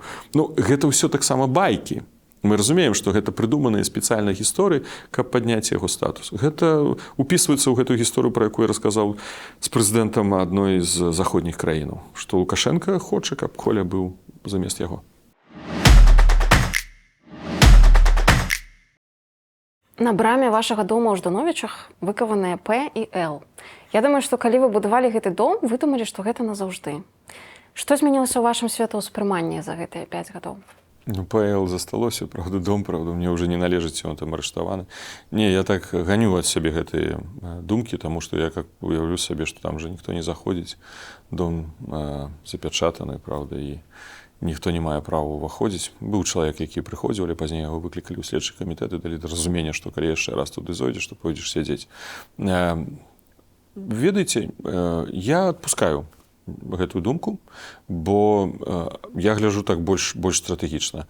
Не пытанне жа ў доме, не пытанне ў тым, што там засталося, пытанне ў чымсь большым, і за гэтае большае я змагаюся, і гэта я веру. Я правда, не хачу нікога зараз тут матываваць беспадстаўна, але я ў гэта веру. Таму я проста ганю гэтыя думкі ад сябе. Што вы зразумелі пра сябе за гэтыя 5 вельмі балючых гадоў? Пра сябе? Я сын свайго бацькі. Бо мне выхаваў мой бацька, Павел Латушка, які шмат рабіў таго, каб яшчэ ў дзяцінстве, у юнацтве прывіць мне гэтую беларускасць, разуменне таго, што мы народ, нацыя з велічэзнай гісторыяй. Я ніколі не забудуся гэтую энцыклапедыю, якая стаяла на кніжнай паліцы, Караткевіч, у 8 томах, а апошні том быў такі здвоены. Пазней, калі я працаваў міністрам культуры, я памятаю гэтую гісторыю, калі я хацеў перавыдаць Караткевіча, это была дыскусія ва ўрадзе, я расказваў, што усе міністры выступілі супраць, усе. Але мы пачалі перавыданне, хаця міністэрства культуры не адказвае за выдавецтва, але мы пачалі перавыданне гэтых твораў Караткевіча. Таму я памятаю гэтай кніжкі, як сёння, я памятаю, што ён казаў, што ён мне гаварыў, як ён хадзіў на першыя мітынгі. Ну, пазней, можа, супярэчнае стаўленне майго старэйшага брата, якога таксама няма. Вось яны фактычна мая матывацыя. Іх няма на гэтым свеце, але яны мая матывацыя, таму што я перакананы, што і старэйшы брат бы сядзеў, і бацька бы не мог бы глядзець абыякова на тое, што адбываецца зараз у Беларусі. Значыцца, гэта мая роля, гэта мая сёння місія перад імі. Перадусім перад імі. Не трэба тут, можа, так высока штосьці маляваць. Перад імі двума, маім бацькам і маім братам, рабіць тое, што я раблю. Прабачце за, можа быць, не тактоўнае пытанне, але рэальнасць такая, што вас у любы момант могуць паспрабаваць ці атруціць, ці нават забіць. Як вы з гэтым жывяце? Ну, нават сёння тэлефонны званок быў ад структуры, якая займаецца як бы спецыяльнымі дзеяннямі у той краіне, якой знаходжуся, і сказалі, што нам удалося зрабіць усё, каб ліквідаваць некалькі пагрозаў за апошні час. Я нават не ведаю, колькі іх. Я не ведаю, калі гэта сталася. Я ведаю, можа, толькі пра адзін факт рэальнай папыткі, спробы забіць мяне. Гэта крымінальная справа, якая ідзе, яна расследуецца пракуратурай, нацыянальнай пракуратурай Польшы, дэпартамент па барацьбе з арганізаванай злачыннасцю ў Лодзі. Я даваў уже некалькі раз паказанні, сведчанні. Пагрозаў тут прыходзіць вельмі шмат. Ведаеце, ты гэтага прывыкаеш. Наколькі можа чалавек прывыкнуць? Гэта ж не значыць, што чалавек не баіцца, што ён пра гэта не думае. Думае, трошкі, ну не скажу, што баюся, да? Ну, нейкі такі ўнутраны ўплыў мае. Ці гэта змяняе мае дзеянні? Ні ў якім разе. Ну, не змяняе. Ну, толькі што, можа, ваду я не буду піць ад кожнага чалавека. Я возьму бутэльку, адкрою і вып'ю гэтую воду з бутэлькі. Вось і ўсё. Але мая матывацыя не змяняецца. Можа, наадварот, яны матывуюць мяне больш весці барацьбу супраць гэтага жудаснага рэжыму, мракабесія, якое стварае Лукашенка. Лукашэнкаўцы засылаюць на захад нямала агентуры. Чаму ў еўрапейскіх краінах іх не выяўляюць, гэтых агентаў? Ці выяўляюць, ну, вельмі мала? Выяўляюць, але з іншага боку, паглядзіце, якая колькасць нашых грамадзянаў Украіны, Расійскай Федэрацыі з'ехала за апошнія гады ў Еўрапейскі Саюз, у дэмакратычныя краіны. Это велічэзная колькасць. Колькасць спецслужбаў не адпавядае той колькасці людзей, якая прыехала. Ці можна ўсіх фільтраваць, адфільтраваць і зразумець, што ён з'яўляецца агентам, альбо ён з'яўляецца прадстаўніком спецслужбаў, бо адно справа, калі ты агент, калі тебе нанялі на выкананне нейкага задання, што вельмі часта мы апошнім часам бачым і чуем, калі затрымліваюць менавіта не супрацоўнікаў спецслужбаў, не афіцэраў спецслужбаў, а тых, каго нанялі на выкананне нейкага задання на працягу часу альбо адной акцыі. Спецслужбы заўсёды ж працавалі. Тут нібы нічога не змянілася, але ёсць матывацыя палітычная з боку Лукашэнкі і Пуціна, каб яны працавалі праактыўна, каб яны ладзілі дыверсіі, каб на гэта выдаткоўваецца больш сродкаў, арганізацыйных магчымасцяў больш ствараюцца, дзеля таго, каб дэстабілізаваць сітуацыю ў гэтых краінах. Але колькасць замежных грамадзян, якая прыехала ў Еўрапейскі Саюз, яна зашкальвае. І тут выявіць усіх гэта немагчыма. Ёсць меркаванне, што вы узурпуеце ўладу ў апазіцыі. Што вы на гэта адкажаце? Я адказваў неаднойчы. Калі ласка, кожны, як я, можа ўзурпаваць выбары. Выбары ў Коардынацыйную раду. Мы пайшлі на гэтыя выбары. Мы не атрымалі 51%, не 50 плюс 1 голас. Мы атрымалі 35% мандатаў. За гэта прагаласавалі беларусы, тыя, якія прынялі ўдзел у гэтых выбарах. Мы стварылі, не толькі мы, гэта ж была агульная згода, кааліцыю большасці. Калі мы можам прымаць рашэнне кааліцыі большасці. І гэта прыклад усіх еўрапейскіх дэмакратый. Ну, абсалютна адзін у адзін. Ні ў чым розніцы няма. Ёсць партыя, якая набірае большую колькасць галасоў, і пазней вакол яе аб'ядноўваюцца іншыя. Я не хачу сказаць, што вакол нас аб'ядналіся. Мы разам аб'ядналіся. Розныя спісы аб'ядналіся ў кааліцыю большасці. Гэта так працуе еўрапейскай дэмакраты. У чым тут розніца? Калі я чую, што гэта прыклады дыктатуры, вау, а што ж тады дэмакратыя, раскажыце мне? Пройдзе нейкі час, будуць выбары, мы прайграем, хтосьці іншы пераможа. Гэта будзе, бо прэтэнзій да выбараў саміх не было. Яны былі чыстыя, празрыстыя, была канкурэнцыя, розныя спісы агітавалі, прагаласавалі. Ніхто ж не паставіў закід, што гэта было неправільна арганізавана, фальсіфікацыя была. Не. Што тычыцца кабінета, да, мы аб'ядналіся, мы падтрымліваем Ціханаўскую, і гэта маё палітычнае рашэнне. Я падтрымліваю, бо яна абраная прэзідэнт-элект. За яе прагаласавала большасць беларусаў у 2020 годзе. Я заўсёды быў за кабінет як орган выканаўчы для дэмакратычных сілаў. І карыснасць, патрэба яго пацвярджаецца з часам. Бо шмат якіх праблемаў нам удалося вырашыць для беларусаў за мяжой, дзякуючы таму, што ёсць кабінет. Шмат якіх мы і не вырашылі. Але я зноў жа так кажу, мы не на зямлі сваёй стаім. У нас няма апарату, у нас няма такіх рэсурсаў, сродкаў, апараты сілы, прымусу. І нават у дыпламатыі, калі ты прадстаўляеш урад, які за табой стаіць, і тады ты не можаш дасягнуць усяго, што ты хочаш. Такое жыццё, так выглядае дыпламатыя. Таму у чым тут узурпацыя? Я праходзіў праз працэдуру ацэнкі дзейнасці ў Коардынацыйнай радзе. Я прайшоў. Я думаю, што адбудзецца і яшчэ раз, калі мы будзем прадстаўляць тое, што мы зрабілі, справаздачыцца, і Коардынацыйная рада будзе выказваць сваё меркаванне. З якімі думкамі вы сустракалі 25-й год? Як вы яго сустрэлі? А я лепш раскажу, што вось зараз, здаецца, калі на стары Новы год трэба было там варажыць. Ну, і мне дачка пераканала варажыць. Там трэба было взяць там 12 картак, напісаць на кожнай картцы жаданне, і каб пазней выцягваеш раніцай якую картку, ну, значыцца, гэтае жаданне збудзецца, споўніцца. Ну, я напісаў 12 картак, не буду хлусіць, што яны ўсе былі станоўчыя. Хто ж будзе жадаць на наступны год? Але на адной картцы я вырашыў напісаць, каб вызвалілі ўсіх палітзняволеных, каб Лукашенко зайшоў, і каб мы вярнуліся ў Беларусь, і Украіна перамагла. І я яе адну выцягну. Будзем спадзявацца, што ўсё так і будзе. Але я ўсё ж такі Новы год заўсёды сустракаю дома. Не ведаю, так павялася гэта традыцыя. У нас пераблыталі традыцыі ў Беларусі, у Савецкім Саюзе гэта адтуль ідзе, бо заўсёды каляды сустракалі дома, а ўжо Новы год это больш так публічна, дзесьці ў кампаніях, да. У нас не было савецкія часы гэтых традыцый, таму мы перакачавалі шмат у якія сем'і на Новы год. Я ў Новы год сустракаю сям'і. З якімі думкамі вы кладзецеся спаць? Пра што вы думаеце? Я засынаю з тэлефонам і прачынаюся з тэлефонам. Я чытаю навіны, чытаю тое, што адбываецца, і тое, што трэба зрабіць заўтра. Ну, гэта кожны дзень праца. Гэта кожны дзень праца. Мне вельмі часта сніцца Беларусь. Апошнім часам вельмі часта сніцца Беларусь. Чамусь я знаходжуся ў Беларусі ў вельмі рызыкоўнай сітуацыі, калі я нелегальна трапіў у Беларусь, і мне хочуць затрымаць, але яна мне часта сніцца. Я думаю, гэта не проста так. Вернемся ў Беларусь. Але ўсё ж такі нармальна, там ніхто не будзе спрабаваць затрымаць. Хаця я думаю, што ў любым выпадку, калі будзе адбывацца транзіт улады, гэта ўсё роўна будзе вельмі рызыкоўная сітуацыя. Рызыкоўная для ўсіх тых, хто будзе удзельнічаць у гэтым працэсе. Што б вы хацелі зрабіць, калі апыняцеся ў Беларусі? Куды пайсці, што паглядзець? Першае, стаць на калені і пацалаваць беларускую зямлю.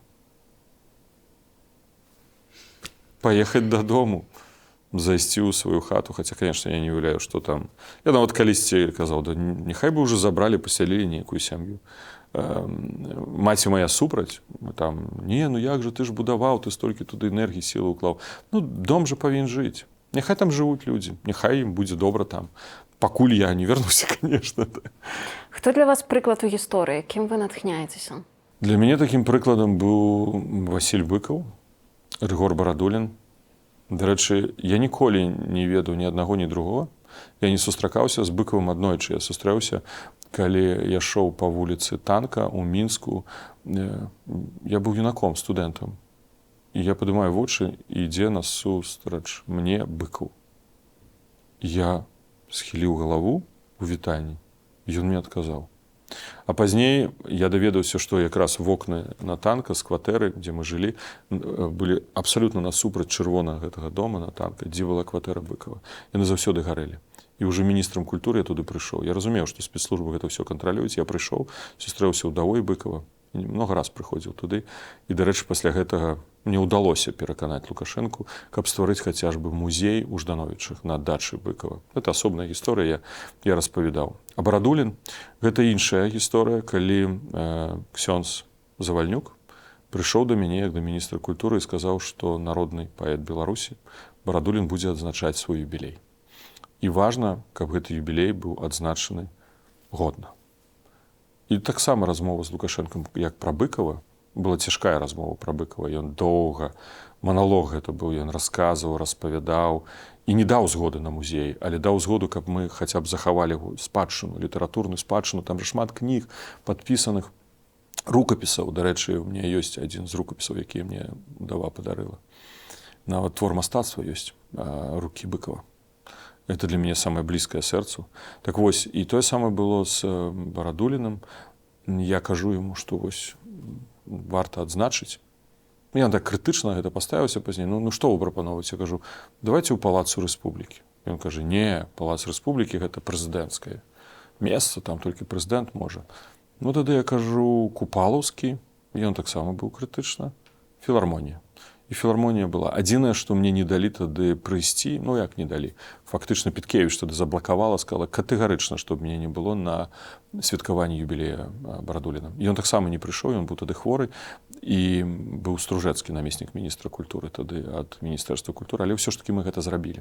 Шмат было і апазіцыі тады на гэтым мерапрыемстве. Можа, мала хто ведаў, што менавіта тады мне прыйшлося на гэта папрацаваць. І ён мне, дарэчы, у 2013 годзе падарыў кнігу з вельмі такім цёплым допісам. Для мяне гэта адна, як твор Быкава, яго рукапіс, так і гэтая кніга з допісам Барадуліна, я думаю, самае каштоўнае, што ёсць у маім жыцці. З такіх вось рэчаў, асобаў, якіх я вельмі паважаю. Многія беларусы толькі ў 2020 годзе адкрылі для сябе Беларусь. Што б вы маглі параіць ім прачытаць, каб зразумець нас, беларусаў? Ой, слухайце, я думаю, да Арлова трэба пайсці. Перадусім да Уладзіміра Арлова. Гэта той, які сярод нас, разам з намі, але велічны чалавек, які вельмі цікава распавядае пра беларускую гісторыю. Першы раз я яго кнігу трымаў, можа, у 2003 годзе, здаецца, у 2003 годзе. Эта кніга, дарэчы, была вельмі папулярна ў беларускіх дыпламатаў. Я думаю, што яна знаходзіцца ў бібліятэках, у калекцыях шмат якіх палітыкаў за мяжой. Дзякуй вам за размову. Дзякуй вам. Сябры, дзякуй, што даглядзелі гэтае відэа да канца. Гэта вельмі высокая ацэнка нашай работы. Калі ёсць чым падзяліцца, пішыце ўсё ў каментарах. Мы будзем чытаць і адказваць. Падпісвайцеся на канал, каб не прапусціць новыя гутаркі ток. Цяпер мы выходзім кожны тыдзень па нядзелях. І дзякуй, што вы з намі.